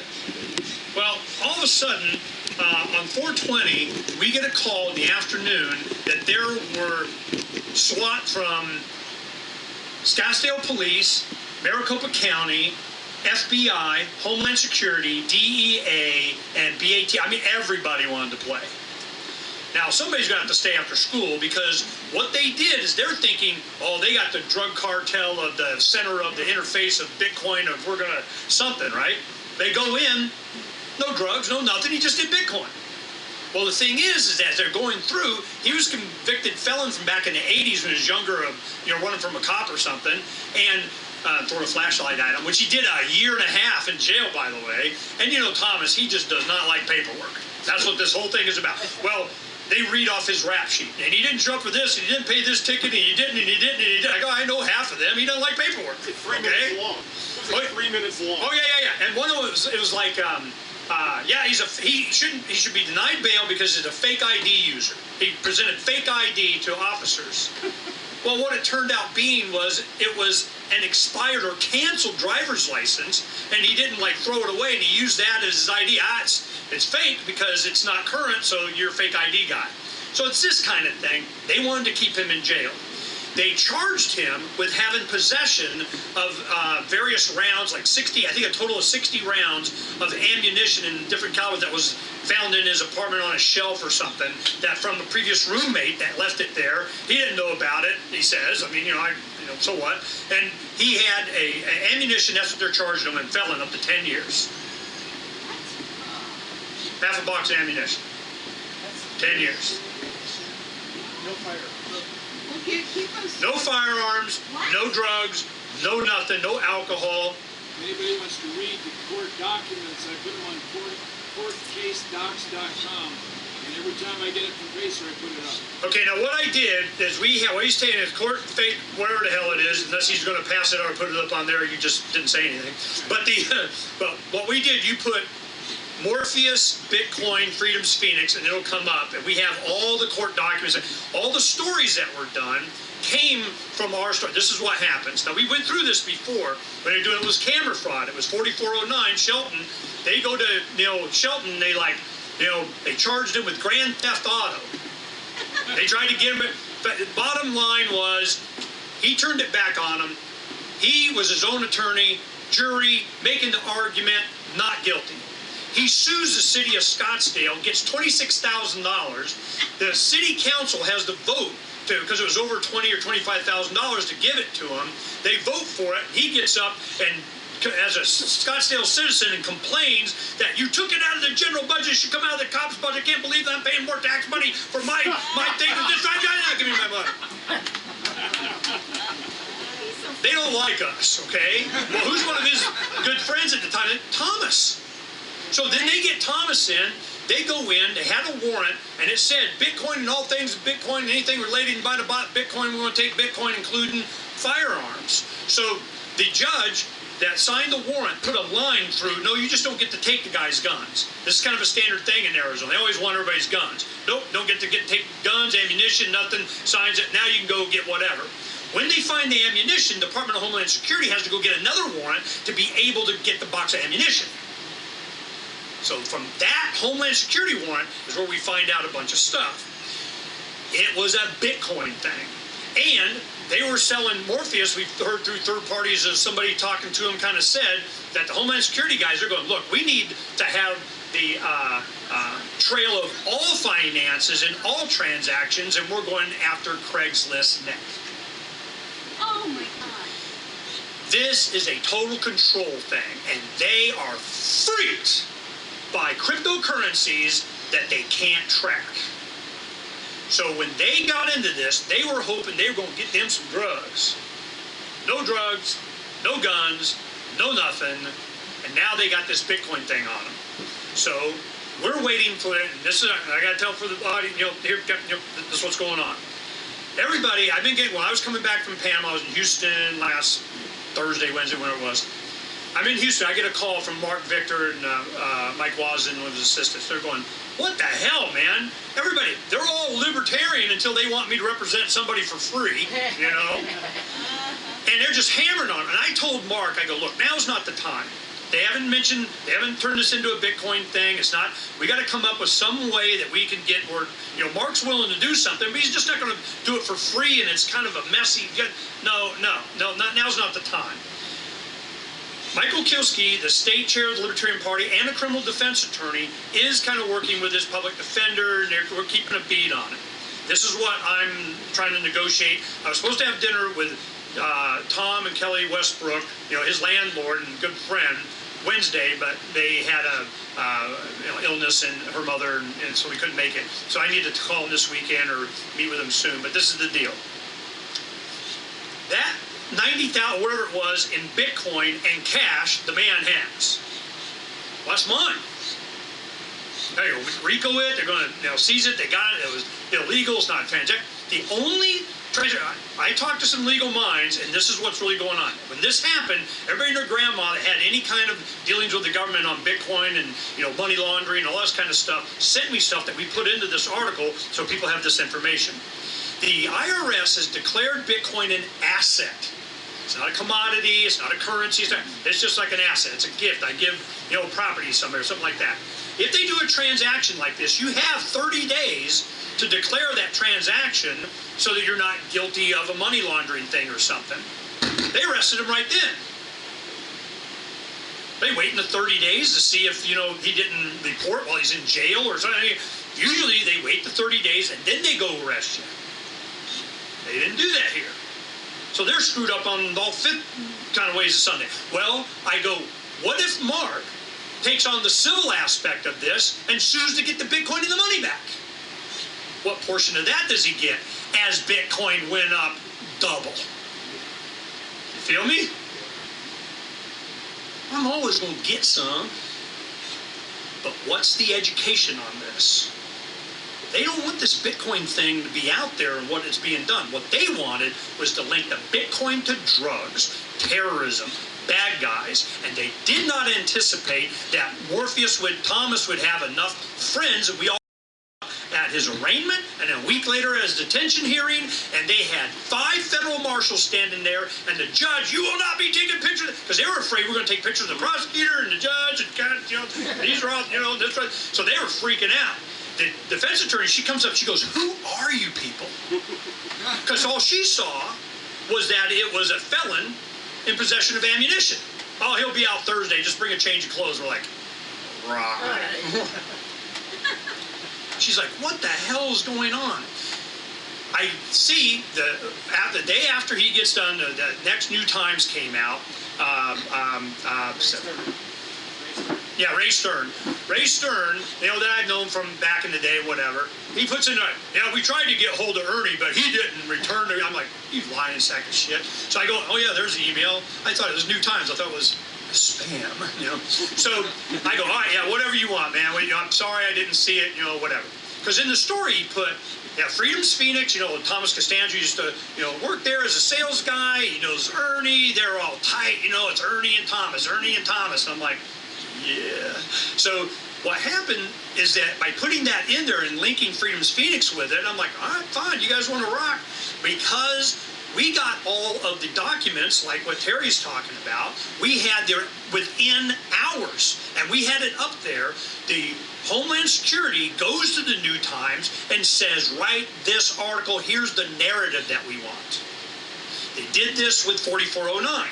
At the time, Tom DeLay was arrested for corruption charges out of Texas. And you remember, he got all dressed up, and he goes up for his mugshot with his tie and everything. That's his mugshot. They don't like that. They want the bed head, you're in a wife beater, and kind of, that's the Gary Busey picture they want, okay?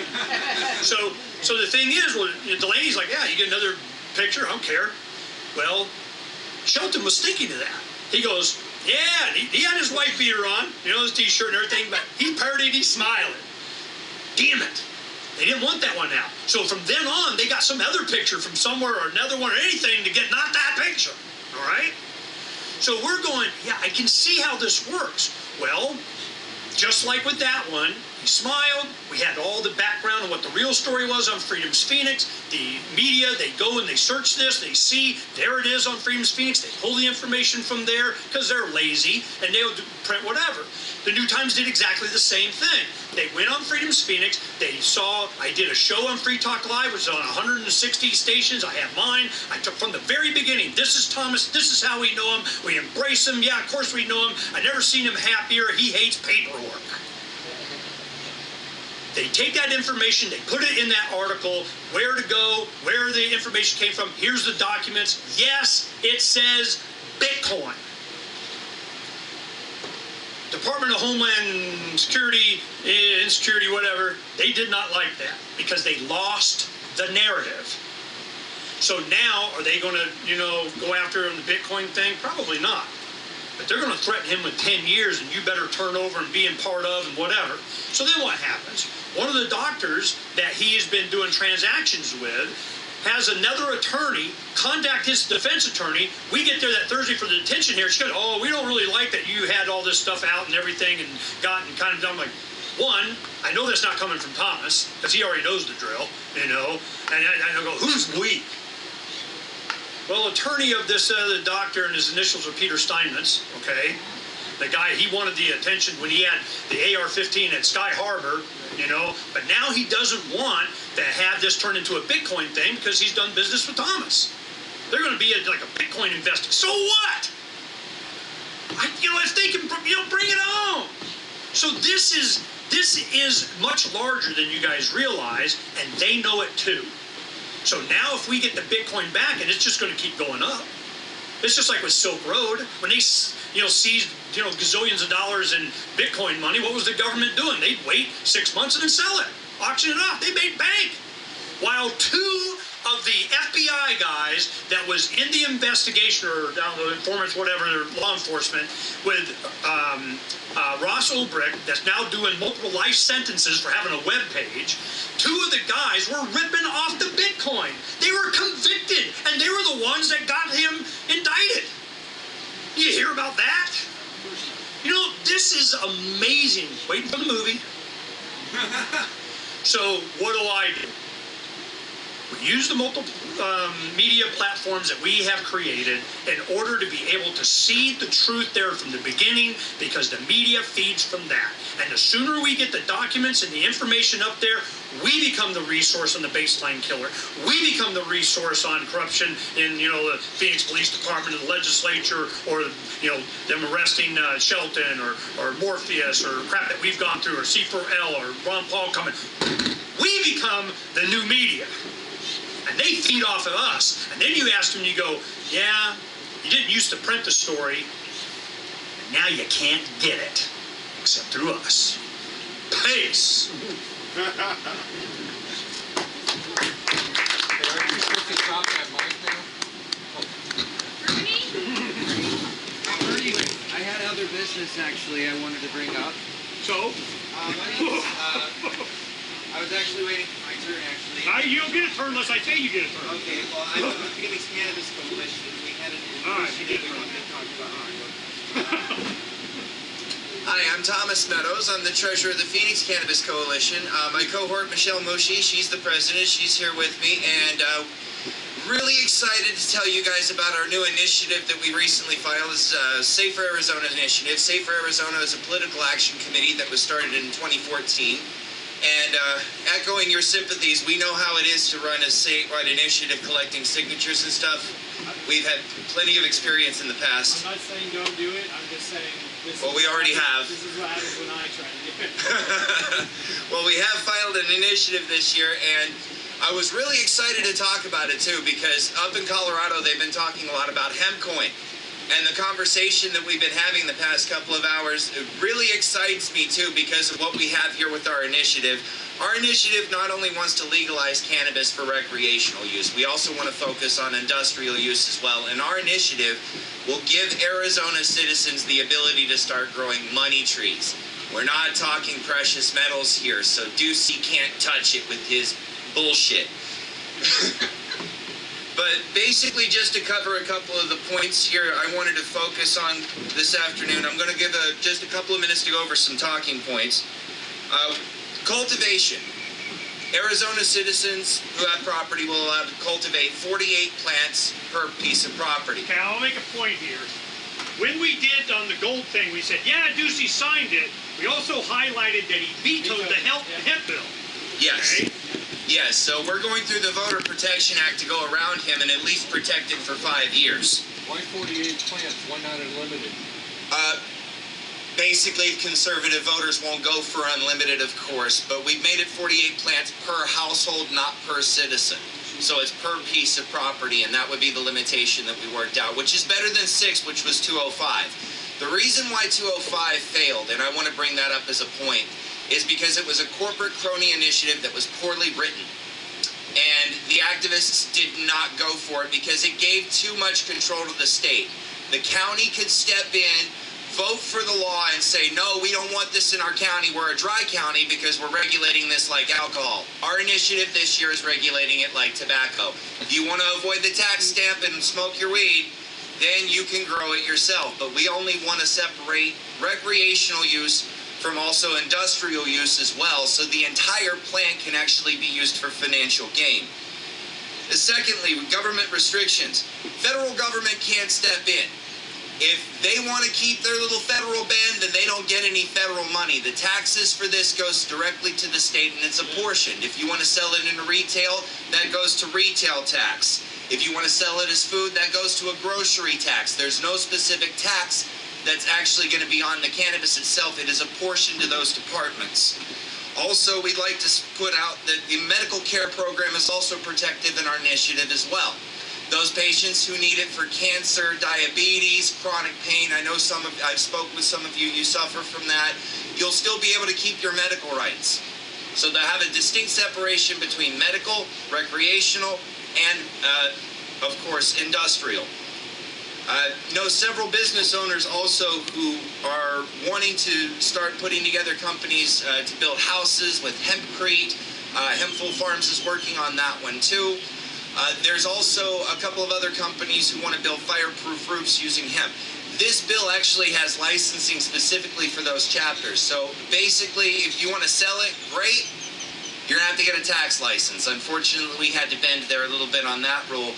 But just to grow it in your own backyard, trade it on hemp coin, there's no tax on that currently right now. So there's no federal stepping in here whatsoever. Also, right goes to the property owner. The cops can't just step in and actually basically look through your stuff. Invasion of privacy. As a matter of fact, it is written in our law that any law enforcement agency who comes into your house looking for your crops is fined $50,000 payable to the person who was arrested with possession. Taxable or tax-free? Tax-free. Yeah! Payable by the cop. Payable by... Unfortunately, we can only go after the agency, not the officer, but I'm sure they'll have their own repercussions set aside for him. And any violation, 21 and over is for the sale, of course, and possession. If you are a medical patient, 18 and up, you're still going to keep your medical rights. Those are protected in our initiative. And I wanted to echo that also with the taxes, 15% goes to the schools. That's a big plus for us. We fought to keep that. We're fighting to keep that still. And we're currently collecting signatures from all registered voters. We also would like to invite Campaign for Liberty to help us out. We need signature gatherers as well. But currently, right now, as it stands, we've got our stuff together. We've got enough to print them up. We've got plenty of pens. What we need is more volunteers. We currently have 14,000 volunteers statewide right now collecting signatures.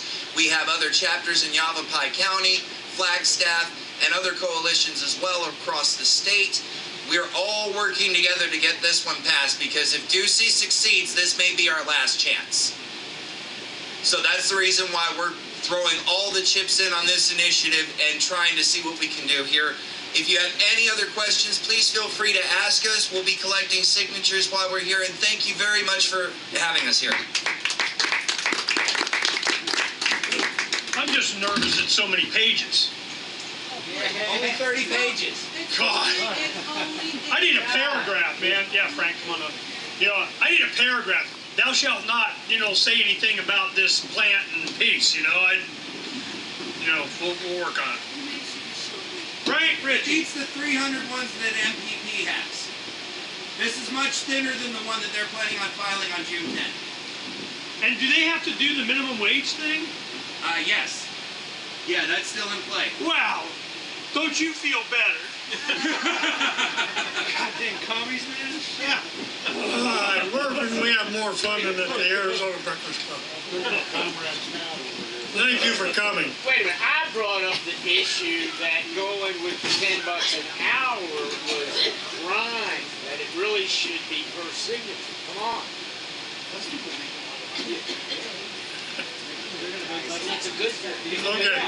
All right, you guys socialize after this. I got 3 tickets here for books back there on the table. Yeah, actually, I got to put my glasses on first. I can't see a thing anymore. Okay, first chance at the books back there. 8202. There you go, right back there on the... Give that gentleman a chance to get out there and get his first choice. Yeah. Gentlemen, where, Gary? Yeah, where? You use the term loosely. There is a book back there I'm quite proud of about a guy named Ricky. Had to throw it in there. That was my cousin, about 15th out there, but he was part of my family. What's the book? Yeah, makes sense. It's his biography.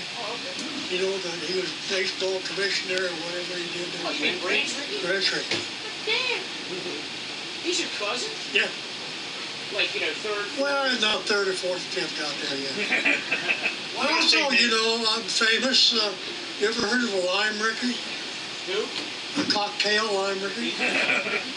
Oh. That was named after, he was a politician in Louisiana. Really? Oh yeah, big cigar smoking guy.